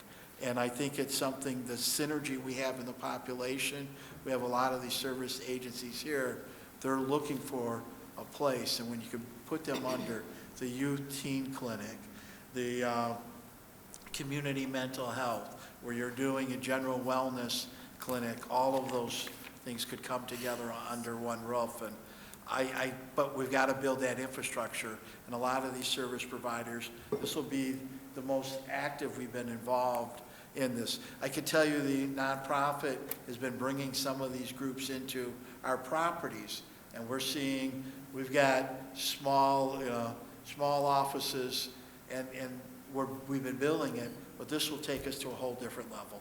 Okay, thank you. I love the question because it's really, you folks spend so much time on site plans and that, your master plans, the other services, this health, mental health, dealing with substance, alcohol, drug issues. Then the other large area is greater resources for legal resources for folks. Thank you. Thank you. I am going to keep my comment brief, I hope. First of all, when I heard this proposal, I heard it, one, as a commissioner, and I heard it as a 35-year resident of the city of Southfield. And as a commissioner, I cannot see a more perfect proposal The building is gorgeous. The site plan is absolutely on point. The physical structure is something that's going to be desirable no matter what community it's in. Parking is more than adequate. Zoning, it has all of the things that fits, that says as a commissioner, I am going to give it an A+ rating. But then I heard it as a citizen. And one of the things that I heard first, and I know I'm going to open this door, is that not in my backyard. They're bringing in an element that I don't know if I want to live with. There are people here who, you know, and so I can imagine single people walking around bumming a quarter from you. And I had an opportunity, Commissioner Martin and I had an opportunity to view the facility in Jackson. And I can't tell you how much that gave me a completely different impression. The very first thing I saw, there was a family. I saw a group of people who, truthfully, it may be too many. There are so many people on site who are delivering professional care for the number of people you expect. I just saw a lot of care there. It looked like an environment that is going to guarantee to turn around a number of people. I saw opportunities that I think every community should give to people. So I did feel, as a Southfield resident, oh, here we go again. But I think having an opportunity to see it, to visit it, to hear professionals anticipate all of the problems that it could possibly have, and I might be going too far, when someone mentioned that they had a hot room. And I thought, why would you have a hot room? What is that for? And when I heard the explanation, and that is when people transition from one environment that is not so savory, they may bring things in their clothing with them. So you have an opportunity to clean up bed bugs and other stuff. So you have the ability to create an environment that definitely turns people around. And as a result, I think it is only, I think it made it not just an okay for me, it made it an enthusiastic okay. So hopefully with that, I'm sharing kind of my thought on it. And so I thank you for your presentation. I thank you for the fact that this is going to be here. I just have one comment to Well, that. through the chair, I have one more question. Okay, well, she's going to comment, and I will. I just want to say last year in the city of Southfield, it was 294 overdoses in your backyard. Okay, I rather know what's in my backyard than what I don't know what's in my backyard. understood, understood. Commissioner, Okay, I have one other question. Funding for the continued support. I understand that that's how we're going to start. What is in place to sustain that level of support? Because what you're talking about is a high degree of support. It is. We're very fortunate to be working with Community Health Network, who specializes in this care. And what I've learned is folks that work, most private insurances pick up recovery, which is great. We anticipate most of our residents will qualify for Medicare and Medicaid. And those that don't, we are deferring, we will earn a developer fee like any developer, and we are putting a majority of our developer fee away in escrow to pay for long-term services as well. Okay, thank you. thank you. Through the chair. Commissioners, any? Yeah, I just, this is such a unique project, and there's a greater need than just this particular site. And so, you know, it was a good, healthy discussion, but I want to bring us back to the zoning. All right? You're here to consider the residential unit development district. And basically what it is, and Mr. Pace and I said, is multifamily with supportive services. It is, the Southfield Comprehensive Master Plan indicated moderate density single family for the area, but Mr. Zorn will tell you, 10 or more years ago, we developed the Valley View sub-area plan where we anticipated conceptually multifamily, higher density redevelopment of this area with many of the public amenities, improvements to the public realm, increased biking, walking, public transit, connections to the Rouge. So this is not a project in itself that just got thought up of 2 months ago. This has really been a vision by city administration and our not-for-profit and the planning department on if there is a location and if there is an area that's going to help with restorative rehab. It's a passive area specifically, I couldn't think of a better site in Southfield for a facility like this to be located.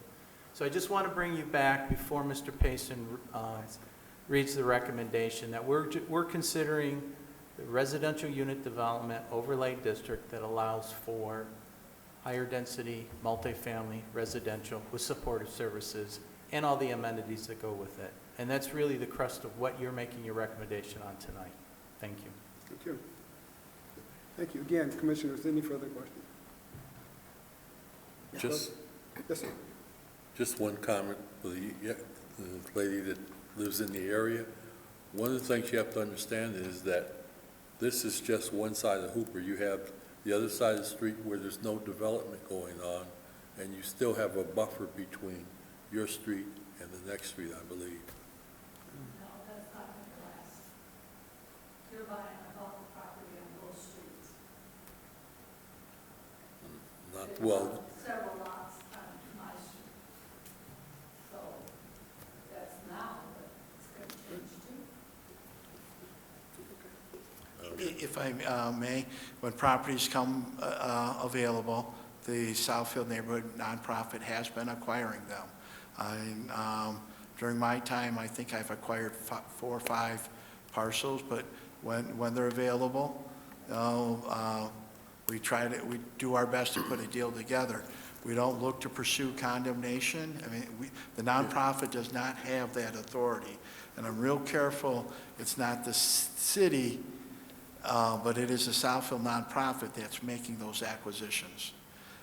And when a property's available and if the numbers make sense, we do it. I will tell you, as an organization right now, between John Grace, this project, and Gardner Street, the plate's a little full. I need to make sure things come together. We're lining some things up, and so far, through our tenacity and just, the support we get from others in the city and other partnerships, we've been able to make these things happen.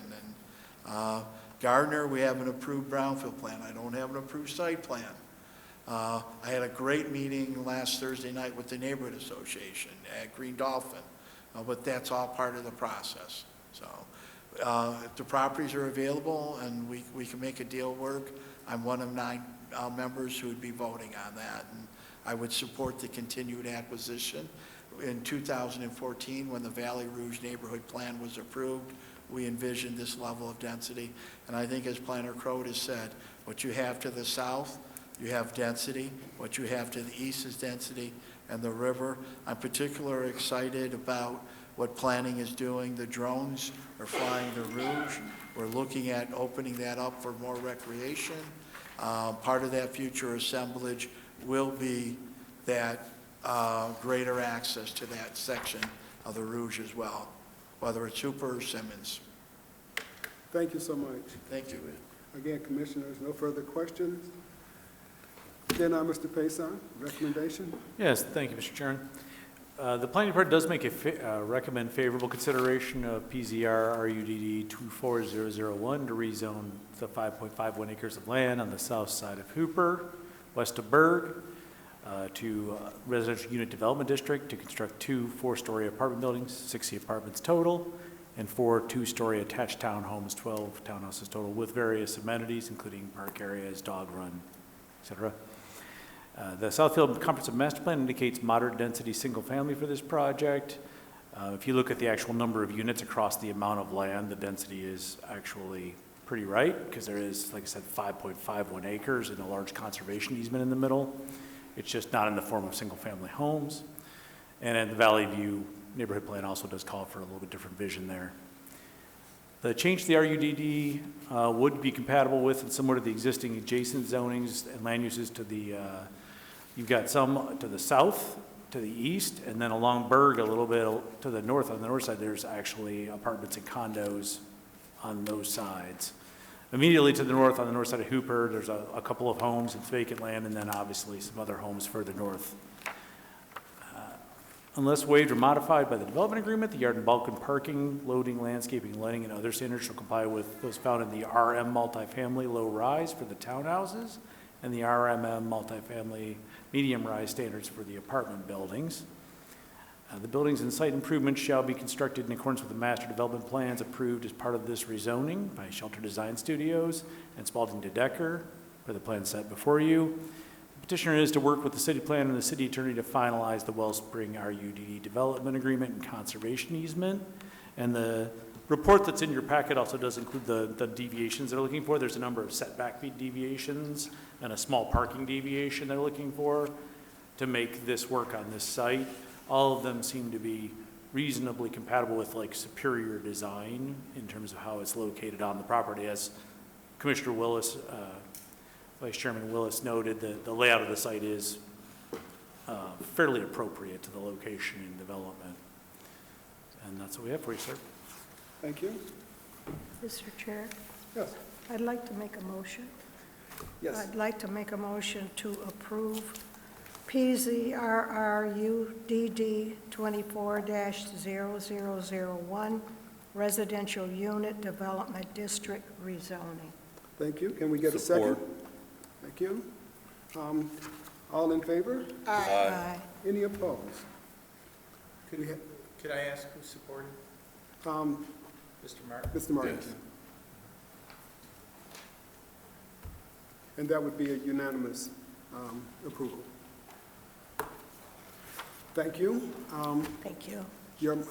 And I appreciate your presentation. Thank you so much, and good luck with it. Thank you to the commission, and I'd also like to thank Planner Crode and his team for their assistance in this process. Thank you very much. Noted. Thank you. Okay. The next item on the agenda of minutes, but our Secretary Gruber is not here. I would suggest that we table the minutes until our next formal meeting. To the chair? Yes. You could actually act on them at this meeting, that you could sign them at the next study meeting. You would like for, okay. Yeah, because the study meeting, which you have scheduled next, you couldn't vote on them. You could vote on them today if they're acceptable, and then she could just sign them at the next study meeting. Then I would accept the motion for approval of the minutes dated March 6, March 20, and March 27. To the chair? Yes. Motion to approve the regular minutes for March 27th and the study meeting minutes for March 6th and March 20th. We have a second? Second. Been moved and seconded that we accept the minutes of March 6th, 20th, and 27th, study, CIP, and regular meeting. All in favor? Aye. Any opposed? Then with that suggestion, we have approved the meeting, and we can then await her signature. Thank you. Next item would be public comment, but I look at the auditorium and it is not here, so I will open up the meeting for public comment once. I will open up the meeting for public comment a second time. Seeing none. So, Mayor. Seeing none, public comment is now closed. Mr. Payson, would you like to share council update? Yeah, just a couple of quick items. 28610 Northwestern, the adult use marijuana retailer, was approved at the council's meeting on the 15th. That was a special land use and site plan. It was a 5-2 vote, so it was a little bit of a split, but it did pass. 24175 Telegraph Drifter Vans was approved unanimously. Very popular, just they were as enthusiastic at City Council as y'all were here. 27090 Berkshire, the Group Child Care Home, Miss Johnson, Carmita Johnson, yes. Also approved. Everyone was very impressed by those photos of her daycare in the basement. It's, like I said, the nicest one I've ever seen. And then 23840 West 8 Mile, the furniture warehouse. Interesting about that one is it did get approved, but with a condition, because the homeowner, there's one home that abuts that property in the northeast corner. And she came finally at the last meeting and went on the record that there had been a screening wall there. So the council basically approved that with the condition that we look into it and that whatever screening had been previously there be restored. I followed up with that, went out in the field and took some photos. It was not a wall, it was a very tall, solid privacy fence made of wood. I mean, the posts were 6 by 8. This thing was massive, and it was at least a foot taller than me, because there were panels of it left, but much of it was missing and rotted out. So I looked at the old aerial photos. It looks like when that parking lot behind the building expanded to that area behind the home in about sometime between 1980 and 1990, that was put up, and you could see it in the aerials as a straight line because it had a 10-inch board on top that reflected light.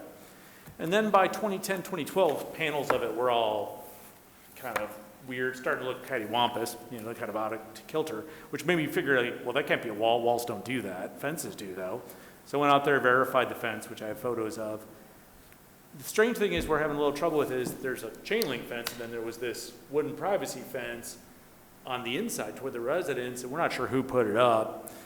But they did leave that to the decisional planner, Crode, and he and I talked about it, looked at the conditions on the site, and I have to contact the owner, but we're gonna make him, because the chain link fence isn't in that great shape either, make him replace that with a commercial grade privacy fence along that property line with the single family residence. So he's gonna have to do some work over there, but given that we give him a special land use, we're giving him administrative site plan approval to proceed on something he's already been doing for 3 years, he should take the win and put the fence in and not push back too much. But that was a specific condition of the city council, so he's got to do it if he wants to stay there. So we're going to push him on that one, but not like, we're not going to let him buy the cheap Lowe's or Home Depot residential grade vinyl fence. I want to see a commercial grade product at that location because he's running a delivery yard back there and it needs a proper screening. So we'll look for 6 foot solid, something that looks decent and is durable. The capital improvement plan was approved on consent. So apparently, Mr. Planner Crode's presentation they did at the study meeting for council answered all our questions. They went ahead and accepted and approved the capital improvement plan, so we're in good shape there. So that's the update for council. Planner Crode is not in the room right now, but we had talked about a meeting between planning and council. Yeah, he just actually raised that with me again, and we got to at least tell the council president, there's a whole lot of budget meetings in May. It might be June after the budget meetings are done. We're going to coordinate that a little more and get on that, but we want to get on the calendar for latest June. We don't want to push it past middle of the year. That'll give us some time to respond to that, in the remainder of the calendar year. So it's on the radar. It's just, we're in budget season now, and council doesn't have a lot of space available on the calendar for non-budget things for the next little while. Though we might be able to do you guys back to back with one of their meetings if we can later in May. We thought maybe do it an hour before our regular meeting so all the council people would just come a little early. And then there's a deadline, so you guys would be here for a fixed amount of time, then they transition to their regular meeting. So we're looking at options for that as well, but we think the easiest way to do it would be to stick it on a normal council meeting night and do like a special meeting prior to the regular meeting. So that's the plan at the moment. There's a couple of, I think there's a bunch of dates in May and there's 2 or 3 dates in June. So we'll have to see what we can find there. Thank you. Last item, K, miscellaneous. Yep.